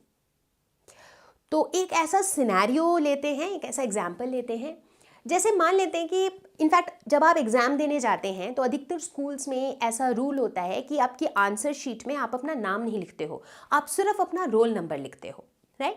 और स्कूल के पास एक ऐसी शीट होती है जहाँ पर आपके नाम लिखे होते हैं और बगल में आपका रोल नंबर लिखा होता है, ठीक है। तो ये जो शीट स्कूल के पास है ये एक फंक्शन है, इसके अंदर जैसे ही आप एक नाम डाल दोगे तो उसका कॉरेस्पॉन्डिंग रोल नंबर निकल के आ जाएगा, ठीक है। अब मान लेते हैं कि आप एग्ज़ाम देने गए, आपने एग्ज़ाम दे दिया, आपकी जो आंसर शीट है वो एग्जामिनर के पास पहुंच गई, एग्जामिनर ने उसे चेक कर दिया, मार्क्स दे दिए। तो एग्जामिनर के पास एक शीट है जिसके अंदर आपका रोल नंबर लिखा हुआ है और आपके मार्क्स लिखे हुए हैं, ठीक है, ग्रेट। अब मान लेते हैं कि स्कूल को आपको रिपोर्ट कार्ड देना है, अब रिपोर्ट कार्ड में स्कूल को आपका नाम भी लिखना है, रोल नंबर भी लिखना है और मार्क्स भी लिखने हैं। तो ये जो दो फंक्शंस हैं, इन दोनों में से किसी एक से काम नहीं चलेगा, दोनों की ज़रूरत है। तो सबसे पहले तो स्कूल को पहले फंक्शन को देखना पड़ेगा ये जानने के लिए कि इस बच्चे का रोल नंबर क्या है। उसके बाद स्कूल को दूसरे फंक्शन का हेल्प लेना पड़ेगा ये जानने के लिए कि इस रोल नंबर को कितने मार्क्स मिले हैं, राइट। तो यहाँ पर हम देखते हैं कि हमें दो फंक्शंस की ज़रूरत पड़ रही है और दो फंक्शंस को लिंक करने की ज़रूरत पड़ रही है, और यही हम बात करते हैं कॉम्पोजिशन ऑफ फंक्शंस की। तो चलिए देखते हैं कि मैथमेटिकली हम कैसे इस तरह के कॉम्पोजिशन ऑफ फंक्शंस को हैंडल करते हैं। कॉम्पोजिशन ऑफ फंक्शन ये कहता है कि यहाँ पर हमारा एक फंक्शन नहीं है, एक फंक्शन है और उस फंक्शन के ऊपर एक और फंक्शन है। जैसे कि यहाँ पे हम देखते हैं कि a to b का एक फंक्शन है f, फिर b to c का एक फंक्शन है g, ठीक है। अब अगर हम a to c की डायरेक्टली बात करें तो हम दो फंक्शन की बात करेंगे, g की भी और f की भी, और तब हम क्या कहेंगे, g(of) is the function from a to c, यानी कि g of fx। तो g(of) of x को हम कहेंगे g of fx for all x belongs to a। तो इस तरीके से हम कॉम्पोजिट फंक्शन या फिर कॉम्पोजिशन ऑफ फंक्शन को डिफाइन करते हैं। तो एक एग्जाम्पल लेके देखते हैं कि किस तरह से हम इस तरह के कॉम्पोजिट फंक्शंस की वैल्यूज़ निकालते हैं। तो एक वैल्यू लेके देखते हैं। मान लेते हैं हमारे पास एक फंक्शन है कुछ इस तरह का 134 से लेकर के 125। तो मान लेते हैं ये है 134। हमेशा हम एरो डायग्राम यूज़ करना प्रेफर करते हैं, इससे जो है अंडरस्टैंडिंग बेटर होती है। तो इनके बीच में जो फंक्शन है वो है f, ठीक है। अब g जो है ये है 125 और 13 के बीच में, तो यहाँ पर है g, ठीक है। अब इनकी मैपिंग कैसे होगी वो हमें यही क्वेश्चन से पता चलेगा, क्योंकि f को हम कैसे डिफाइन कर रहे हैं 1 2 3 5 और 4 1, यानी कि 1 2 3 5 4 1। तो इस तरह से f की मैपिंग हो रही है। g की मैपिंग कैसे हो रही है 1 3 2 3 5 1 1 3 2 3 5 1। तो ये हमारा बन गया एरो डायग्राम। एरो डायग्राम बन जाता है तो आधा काम तो वैसे ही सॉल्व हो जाता है। अब हमें निकालना है GOF। GOF ऑफ x को हम लिख सकते हैं G of f of x, ठीक है। अब x की अलग अलग वैल्यूज़ के लिए हम निकालते हैं। x कौन सा वाला है, ये है x, ठीक है, क्योंकि f ऑफ x इन पे एक्ट कर रहा है। तो x की तीन पॉसिबल वैल्यूज़ हैं 1 3 और 4। तो तीनों के लिए हम GOF की वैल्यू निकालेंगे, ठीक है। तो हम सबसे पहले वैल्यू निकालेंगे G ऑफ f ऑफ 1। अब f ऑफ 1 क्या है 2, राइट। तो ये हो जाएगा G ऑफ 2। अब G की जो वैल्यू है 2 इनपुट के लिए कितना है आउटपुट 3, तो इसकी वैल्यू हो जाएगी 3।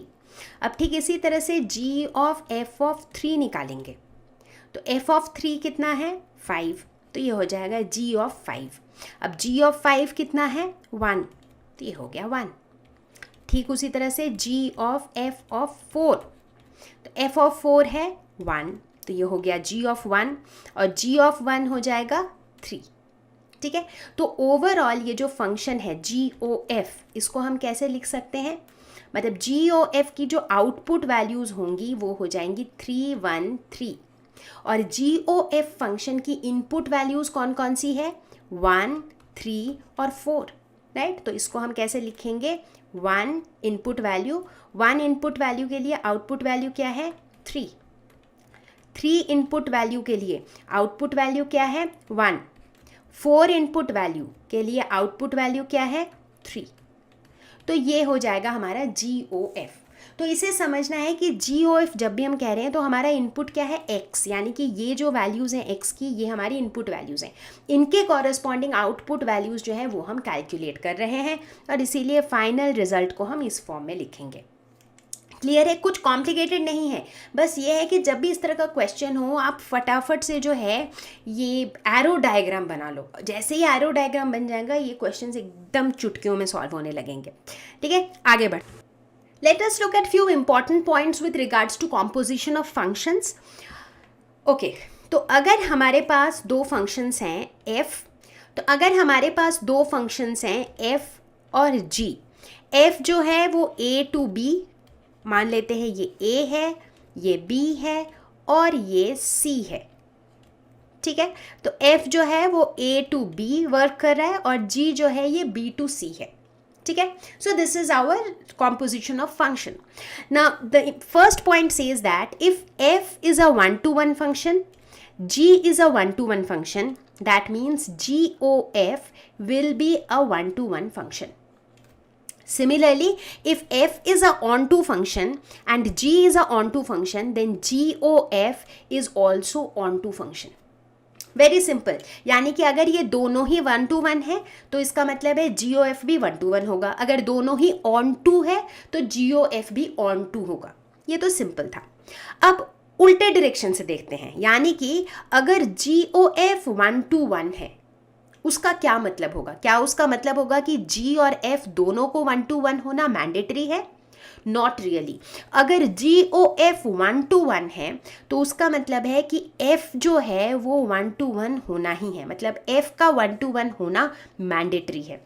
वाई?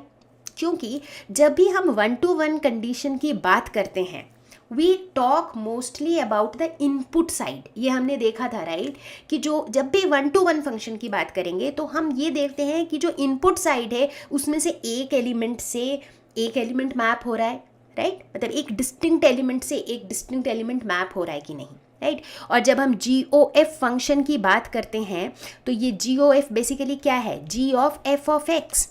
तो अगर GOF ये टोटल फंक्शन अगर वन टू वन है इसका मतलब है ये f ऑफ x जो है इसका वन टू वन होना मैंडेटरी है।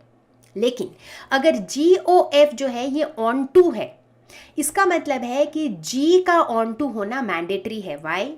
क्योंकि जब हम कहते हैं कि GOF ऑन टू है इसका मतलब है कि GOF का जो आउटपुट में जो भी एलिमेंट्स हैं ये सारे एलिमेंट किसी न किसी एलिमेंट से मैप्ड हैं इनपुट साइड में, right, which actually means that ये जो फंक्शन G है this function G is onto, क्योंकि we are talking about this output side when we are dealing with onto, right. तो इसीलिए अगर GOF on to है इसका मतलब है G का ऑन टू होना मैंडेटरी है।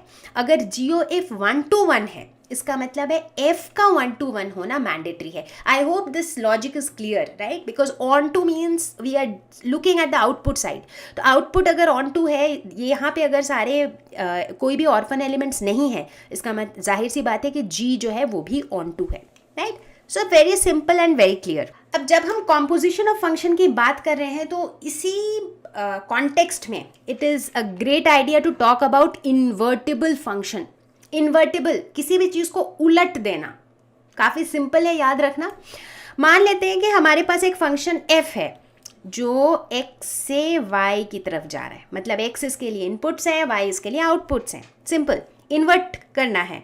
अब f जो है इन्वर्टिबल है या नहीं है? इन्वर्टिबल मतलब f को हम उलट सकते हैं, यानी कि f को उलट के हम एक ऐसा फंक्शन बना सकते हैं, मान लेते हैं उस फंक्शन को हम g कहते हैं, जो y से x तक जाएगा, राइट। यानी कि अगर f का कोई एक ऐसा फंक्शन हो जो बिल्कुल एक f का उल्टा हो, मतलब अगर f जो है वो x टू y जा रहा है तो g जो है वो y टू x जाना चाहिए। सिर्फ इतना ही नहीं, अगर f ऑफ g जो है ये अगर i y है, g ऑफ f जो है ये अगर i x है, ठीक है, तो हम क्या कहेंगे? हम कहेंगे कि g जो है वो f का इन्वर्स है। थोड़ा कॉम्प्लेक्स हो गया? क्या हो गया? इतना कुछ भी कॉम्प्लेक्स नहीं हुआ, बहुत सिंपल है। तो हम कह रहे हैं कि f हमारे पास एक फंक्शन है जो x टू y जा रहा है, ठीक है। तो जब f x टू y जा रहा है और g जो है वो y टू x आ रहा है, मतलब इसके उल्टा जा रहा है, तो ऐसे सिचुएशन में अगर कभी भी हम g ऑफ f निकालेंगे तो हमें जो वैल्यू मिलेगी वो क्या? x के टर्म्स में मिलेगी, राइट, क्योंकि g ऑफ f क्या है? g of f of x है। तो हम x के ऊपर काम करते हैं जब भी हम g ऑफ f निकालते हैं, इसीलिए जो हमारा आंसर आता है वो भी x के टर्म्स में आता है। और जब हम f ऑफ g निकालेंगे उस केस में हम क्या निकाल रहे हैं? f of g of y, क्योंकि g के लिए तो इनपुट वैल्यू y है भाई। तो इसीलिए यहाँ पे जो आउटपुट निकलेगा वो y के टर्म्स में निकलेगा। लेकिन हम देखेंगे कि इन दोनों ही केसेस में जो हमारा आउटपुट है वो क्या है, वो है ix और iy। करेक्ट। इससे हमें ये प्रूव होता है कि ये जो दोनों फंक्शन है, बिल्कुल इसका कॉन्सेप्ट वैसा ही है जैसे हमने पढ़ा है नंबर्स के केस में रेसिप्रोकल का कॉन्सेप्ट। अगर हम 2 की बात करें, 2 को अगर हम 1/2 से मल्टीप्लाई कर देते हैं तो क्या होता है, 1 आ जाता है, राइट। कुछ उसी तरह का कॉन्सेप्ट है यहाँ पर भी, राइट। तो यहाँ पे f और f इनवर्स, ये जो दोनों चीज़ें हैं ये एक दूसरे के इनवर्स हैं। तो f का इनवर्स होता है f ऑफ इनवर्स, जिसको हम कह रहे हैं यहाँ पर g। तो ये जो g फंक्शन है ये बेसिकली f का इनवर्स है, ठीक है। तो if f is invertible then f must be 1/1 and onto. तो ये एक बहुत इंपॉर्टेंट कॉन्सेप्ट है कि कोई भी फंक्शन अगर इन्वर्टिबल फंक्शन है, इसका मतलब है कि वो फंक्शन 1/1 भी है और वो ऑन टू भी है। और उसी तरह से अगर कोई फंक्शन है जो 1/1 भी है और ऑन टू है तो वो इन्वर्टिबल है। मतलब कोई भी एक फंक्शन इन्वर्टिबल होता है, इसका मतलब है वो 1/1 फंक्शन भी है और वो ऑन टू फंक्शन भी है। छोटी छोटी सी कॉन्सेप्ट्स हैं, इनको मैं प्रूव नहीं करूंगी, ये क्रैश कोर्स वीडियो है।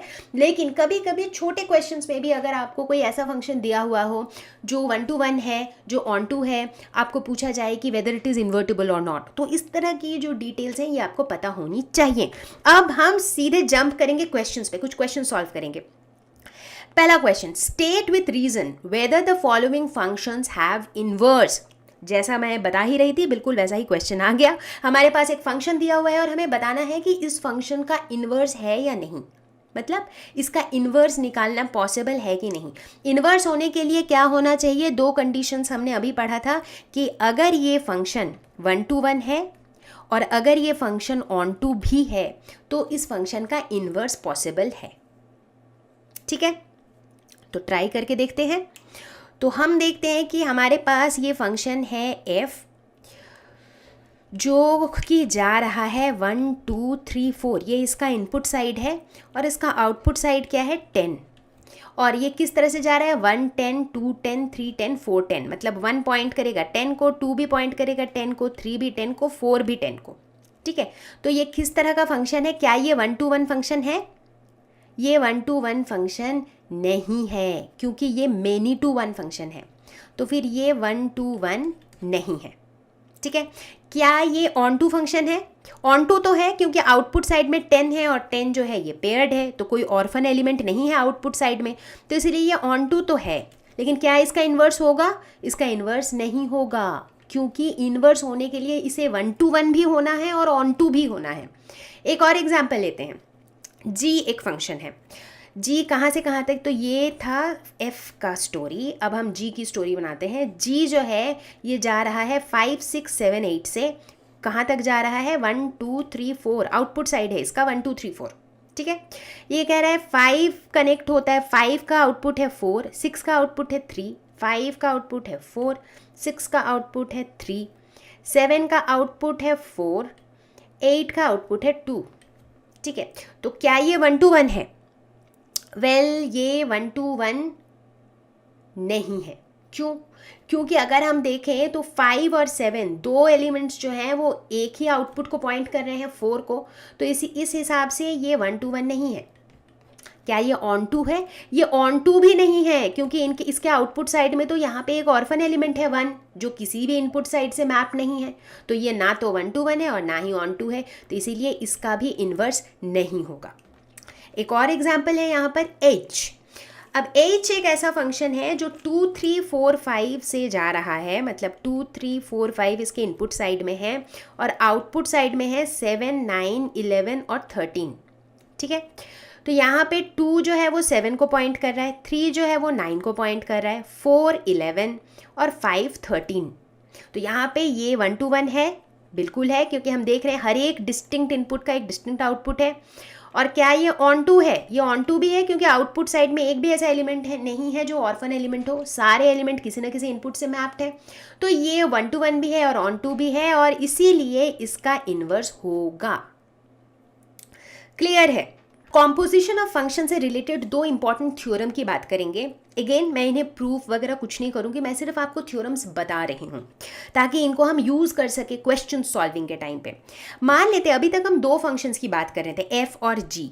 मान लेते हैं अगर हमारे पास तीन फंक्शंस हों, एफ, जी और एच। मान लेते हैं एफ जो है वो एक्स से वाई को पॉइंट कर रहा है, जी जो है ये वाई टू जेड पॉइंट कर रहा है, और h जो है ये z टू s पॉइंट कर रहा है। ठीक है, तो ये तीन अगर हमारे पास फंक्शंस हैं तो ऐसे तीन फंक्शंस के लिए h of g of f is equal to h of g of f, यानी कि ये कुछ एसोसिएटिव प्रॉपर्टी जैसा दिख रहा है, इजंट इट? तो ये जो प्रॉपर्टी है ये इसके लिए ट्रू होता है, ये रिलेशन इसके लिए ट्रू होता है। तो बच्चा पार्टी कितना समझ में आ गया? अब don't disappoint me by saying कि समझ नहीं आया। आई एम प्रेटी श्योर कि अभी तक सब कुछ समझ आ रहा होगा। और अब हम अगला टॉपिक पढ़ेंगे जो कि है बाइनरी ऑपरेशंस। बाइनरी, बाई जहां पे भी आ गया उसका मतलब है टू, और ऑपरेशंस मतलब अरे वो वाला नहीं, मैथमेटिक्स वाला ऑपरेशंस, मतलब addition, subtraction, multiplication, division, yes वो वाला ऑपरेशन। तो इसका मतलब दो नंबर के बीच में एडिशन, मल्टीप्लिकेशन, डिवीजन, जैसे कि 2 + 2 4, 3 × 2 6, ये सब बाइनरी ऑपरेशंस है। इतना भी आसान नहीं है, इससे थोड़ा ज़्यादा कॉम्प्लिकेटेड है। तो बाइनरी ऑपरेशन का मतलब है, इसे हम डिफाइन करते हैं एक फंक्शन की तरह। बाइनरी ऑपरेशन एक फंक्शन की तरह है जिसे हम एक सेट के ऊपर डिफाइन करते हैं। एग्जैक्टली तो यहाँ पे ये जो हम दो नंबरों की बात करें, ये दो नंबर नहीं है, ये सेट के दो एलिमेंट्स हैं। तो जब सेट के दो एलिमेंट्स पे हम कुछ ऑपरेशन करते हैं, ठीक है, तो उसे हम कहते हैं बाइनरी ऑपरेशन। तो मतलब अगर सेट के अंदर का कोई भी दो एलिमेंट ले लिया, उसके ऊपर कुछ भी ऑपरेशन कर दिया, वो सारा बाइनरी ऑपरेशन है? नहीं, ऐसा भी नहीं है। मैंने बताया था ना, थोड़ा कॉम्प्लिकेटेड है। बाइनरी ऑपरेशन तभी कहलाएगा, बाइनरी ऑपरेशन मतलब कोई भी ऑपरेशन बाइनरी ऑपरेशन तभी कहलाएगा जब वो एक कंडीशन को सेटिस्फाई करेगा। और वो कंडीशन क्या है? कंडीशन ये है कि मान लेते हैं कि एक सेट में से दो एलिमेंट्स लिए हमने और दो एलिमेंट्स के ऊपर कुछ ऑपरेशन कराया, कुछ भी एडिशन, सब्ट्रैक्शन, कुछ भी करवाया। ऑपरेशन कराने के बाद जो रिजल्ट आया, वो रिजल्ट भी उसी सेट को बिलोंग करना चाहिए। अगर वो रिजल्ट उसी सेट को बिलोंग करता है तो हम कहेंगे कि वो ऑपरेशन एक बाइनरी ऑपरेशन है। ये जो कंडीशन है ये बहुत इंपॉर्टेंट है, क्योंकि एग्जाम में ना क्या होगा कि वो बता देंगे कि अच्छा ठीक है, ये लो, ये एक ऑपरेशन है, अब बताओ ये बाइनरी होगा कि नहीं। तो इसीलिए आपको ये कंडीशन बिल्कुल पता होना चाहिए, ठीक है ना।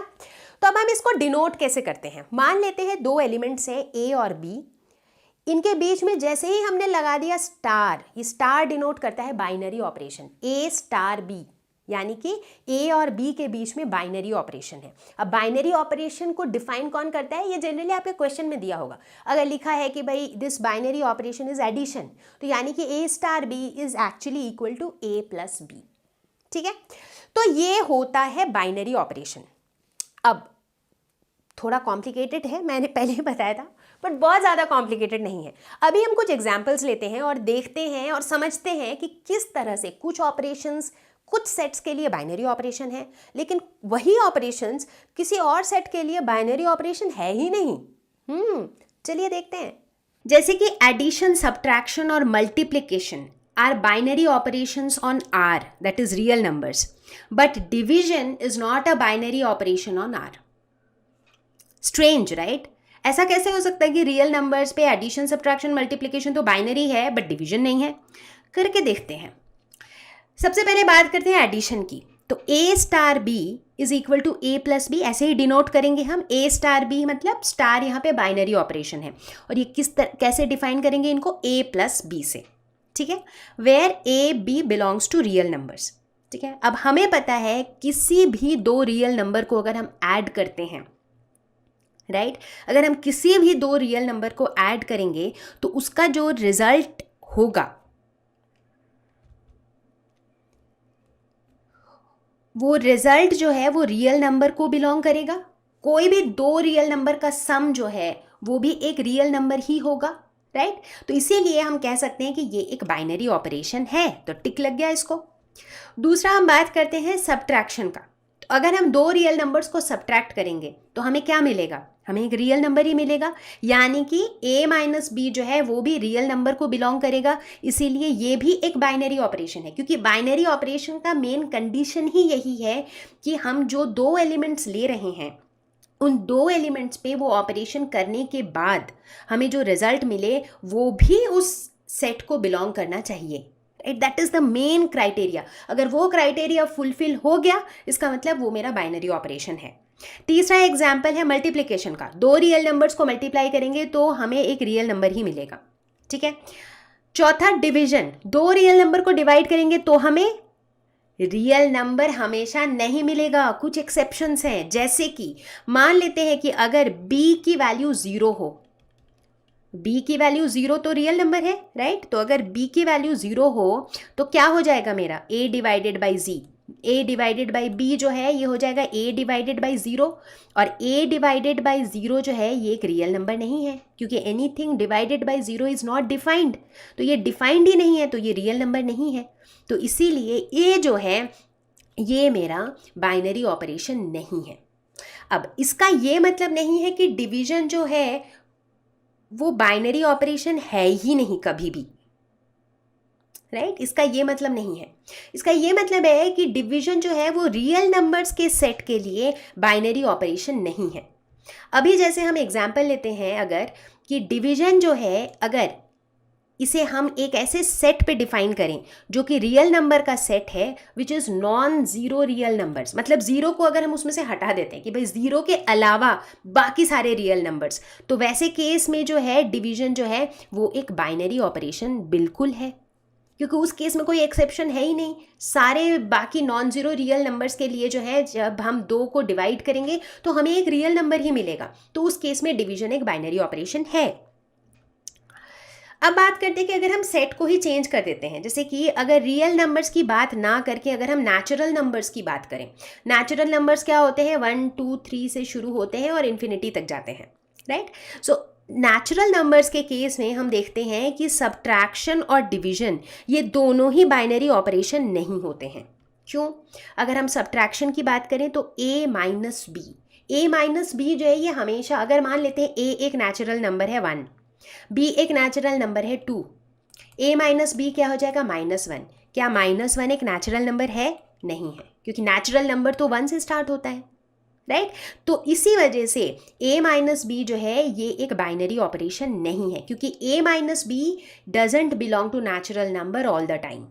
उसी तरह से अगर हम a डिवाइडेड बाई b की भी बात करेंगे तो उस केस में भी हम देखेंगे कई ऐसे सिचुएशन आएंगे, जैसे कि a जो है मान लेते हैं 1 है और b मान लेते हैं 2 है, तो 1/2 क्या ये नेचुरल नंबर है? नहीं, क्योंकि नेचुरल नंबर में 1/2 2/3 जैसे फ्रैक्शंस तो आते ही नहीं है। तो इसीलिए ये भी जो है डिवीजन भी जो है ये नेचुरल नंबर्स के ऊपर एक बाइनरी ऑपरेशन नहीं है।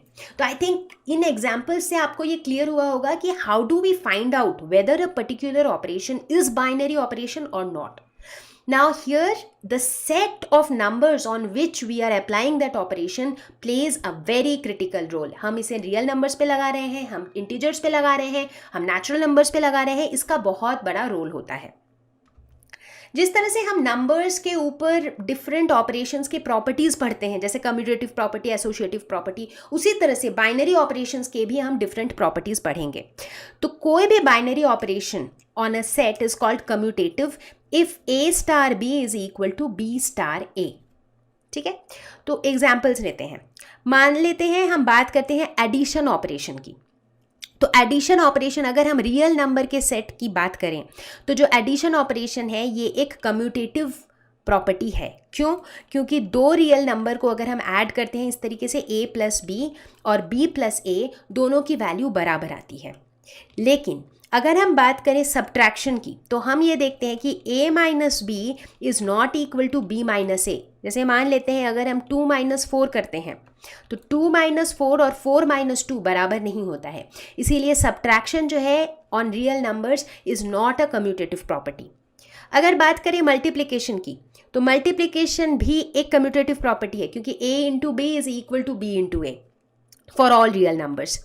डिवीजन की अगर बात करें तो डिवीजन फिर से कम्यूटेटिव प्रॉपर्टी नहीं है, क्योंकि a divided by b is not equal to b divided by a, 2 divided by 4 is not equal to 4 divided by 2, right. तो ये हो गया कम्यूटेटिव प्रॉपर्टी। अब बात करेंगे एसोसिएटिव प्रॉपर्टी की। देखिए प्रॉपर्टीज बिल्कुल वैसी ही है, just that instead of numbers now we are talking about elements of set. So a star b star c is equal to a star b star c, ठीक है, for all a b c which belongs to the set capital A, ठीक है। तो यहाँ पे associative property में भी, तो यहाँ एसोसिएटिव प्रॉपर्टी के केस में भी हम देखते हैं कि एडिशन और मल्टीप्लिकेशन, ये जो दो ऑपरेशंस हैं, ये एसोसिएटिव प्रॉपर्टी फॉलो करते हैं। लेकिन अगर हम सब्ट्रैक्शन या डिवीजन की बात करें तो ये इसे फॉलो नहीं करते हैं। कैसे? इनके एग्जाम्पल्स आप खुद लेके ट्राई कर सकते हो कि क्यों ये ट्रू नहीं होते हैं सब्ट्रैक्शन और डिवीजन के केस में, और क्यों ये ट्रू होते हैं एडिशन और मल्टीप्लिकेशन के केस में। और आगे बढ़ेंगे और बात करेंगे तीसरे प्रॉपर्टी की, जहां पे हम बात करेंगे आइडेंटिटी एलिमेंट की। तो मैं सब कुछ नंबर्स से रिलेट करके बताती हूँ ताकि आपके लिए इजी रहे।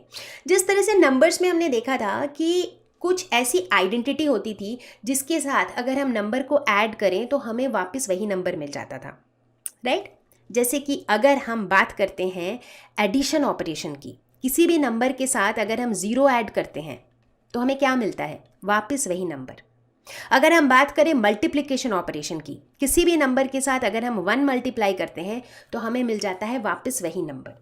तो इन्हें हम कहते हैं आइडेंटिटी एलिमेंट। 0 और 1 इन्हें हम कहते हैं आइडेंटिटी एलिमेंट, क्योंकि इनके साथ जोड़ने या मल्टीप्लाई करने से जो एलिमेंट है उसकी आइडेंटिटी लॉस नहीं होती है, वो अपनी आइडेंटिटी रिटेन करता है, राइट।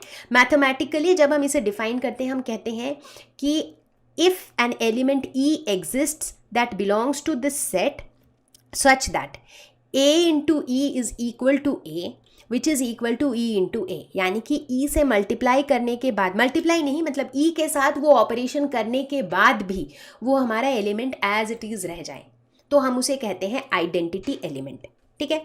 तो अगर हम बात करें एडिशन ऑपरेशन की तो हम कह सकते हैं कि 0 is the identity, 0 is the identity for addition operation।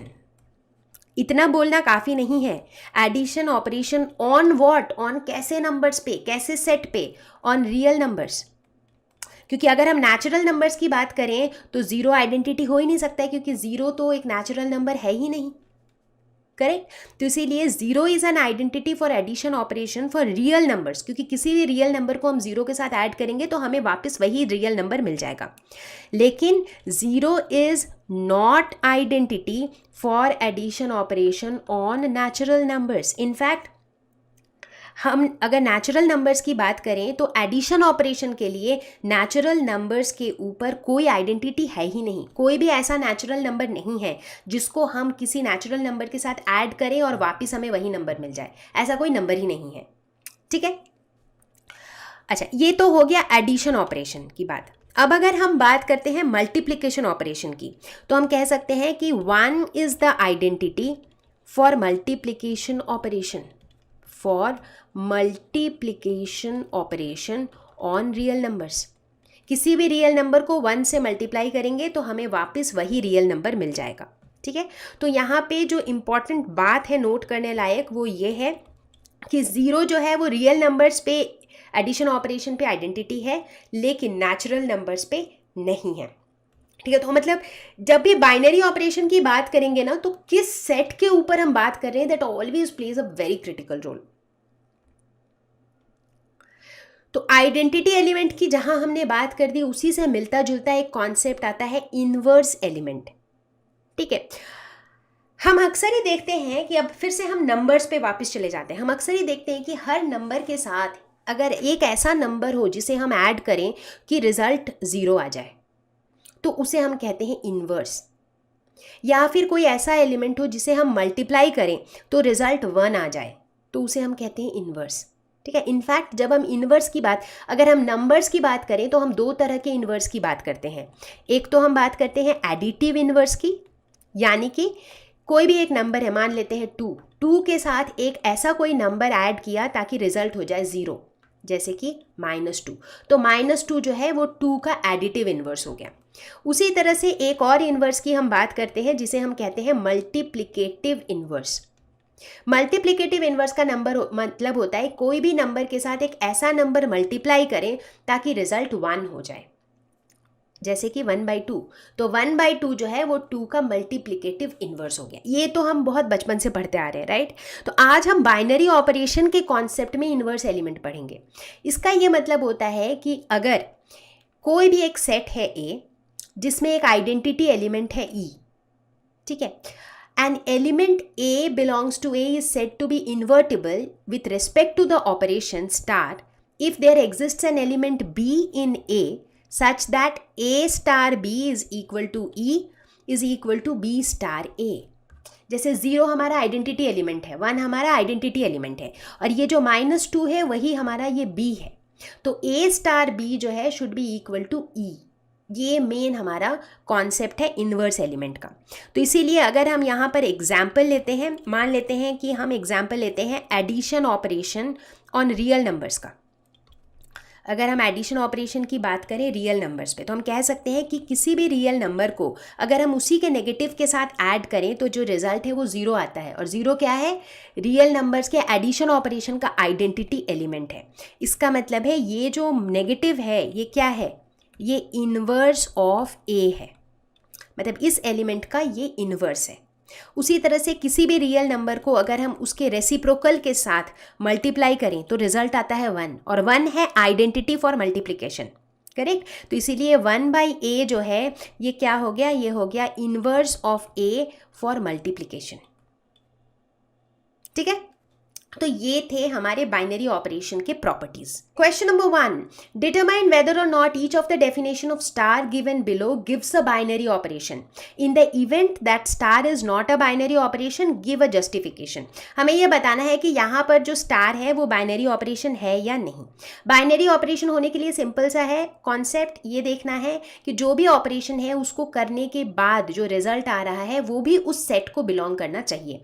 जैसे यहाँ पर A स्टार B है क्या, A माइनस B, और ये हम कौन से सेट पे कर रहे हैं, Z प्लस, यानी कि पॉजिटिव इंटीजर्स पे। तो हमें ये देखना है कि अगर A और B दो पॉजिटिव इंटीजर्स हैं, इन दोनों का डिफरेंस क्या हमेशा पॉजिटिव इंटीजर होगा, नॉट नेसेसरीली। मान लेते हैं A 1 है और B 2 है, तो इन दोनों का डिफरेंस -1 होगा जो कि एक नेगेटिव इंटीजर है, राइट। तो -1 जो है it doesn't belong to Z plus, ये तो Z माइनस है, तो इसीलिए ये बाइनरी ऑपरेशन नहीं है। एक और एग्जाम्पल देखते हैं, on Z plus define star by A star B is equal to AB, यानी कि दो पॉजिटिव इंटीजर को अगर हम मल्टीप्लाई करें तो रिजल्ट जो है वो हमेशा पॉजिटिव इंटीजर ही आएगा, राइट। यानी कि AB जो है वो हमेशा Z प्लस को बिलोंग करेगा, तो इसीलिए ये एक बाइनरी ऑपरेशन है। एक और एग्जाम्पल देखते हैं, ऑन आर रियल नंबर्स पे define star by A star B is equal to AB square. अब AB स्क्वायर जो है इसमें नेगेटिव कुछ भी आने का कोई स्कोप है नहीं, और anyways now we are dealing with real number, तो ये जो प्रोडक्ट है ये हमेशा रियल नंबर को ही बिलोंग करेगा, इसीलिए ये भी जो है एक बाइनरी ऑपरेशन है। एक अगला क्वेश्चन देखते हैं, for each binary operation star defined below determine whether star is commutative or associative. On Z define A star B is equal to A minus B। Z यानी कि हम इंटीजर्स पे define कर रहे हैं A माइनस B, तो A minus B, क्या A minus B is equal to B minus A होगा, करके देखते हैं। मान लेते हैं हम दो इंटीजर्स लेते हैं 1 और 2, तो 1 माइनस 2 और 2 माइनस 1, क्या ये बराबर है, ये बराबर नहीं है, तो इसीलिए ये जो है दिस इज नॉट कम्यूटेटिव, ठीक है। अब बात करते हैं एसोसिएटिव प्रॉपर्टी की। तो एसोसिएटिव प्रॉपर्टी में क्या होता है, A star B star C should be equal to A star B star C, ठीक है। यानी कि यहाँ पे सब्ट्रैक्शन की बात कर रहे हैं हम, तो इसमें ऐसा होना चाहिए कि A minus B minus C should be equal to A minus B minus C। अब मान लेते हैं हम 3 इंटीजर्स एज्यूम कर लेते हैं 1 2 3, तो 1 minus 2 minus 3 is equal to 1 minus 2 minus 3। तो ये क्या हो जाएगा, 1 माइनस 2 माइनस 3 यानी कि -1, तो माइनस माइनस +1, और इधर क्या हो जाएगा 1 माइनस 2 यानी कि -1 माइनस 3, तो ये 2 हो गया और इधर -4 हो गया। तो ये इक्वल नहीं है, चूँकि ये इक्वल नहीं है तो इसीलिए ये नॉट एसोशिएटिव। तो इस तरह की प्रॉपर्टीज़ में अगर हम एक एग्जाम्पल ले लें तो हम बड़ी ही आसानी से प्रूव कर सकते हैं कि वेदर वो कम्यूटेटिव है या नहीं है। ठीक है, तो I think this is clear. तो इस तरह के और भी क्वेश्चंस अगर आपके पास हो तो आप आराम से सॉल्व कर सकते हैं। तो इसी के साथ हमारा बाइनरी ऑपरेशन का जो कॉन्सेप्ट था, बेसिक कॉन्सेप्ट, यहीं पे खत्म होता है। I hope you found this video useful.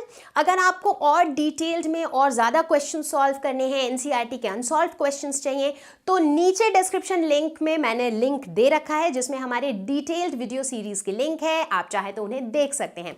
इतना ही नहीं, very soon we will also come up with a live class where we will solve some questions on this lesson, but then the live class is based on users demand. So अगर आपकी बहुत ज़्यादा request आएगी then we will arrange for a live class. तो अगर आपको video पसंद आया है, लाइक करें, शेयर करें, दोस्तों को बताएं, और मैं आपको जल्दी ही मिलूंगी एक नए वीडियो के साथ, एक नए टॉपिक के साथ। Till then take care, stay home, stay safe, bye bye.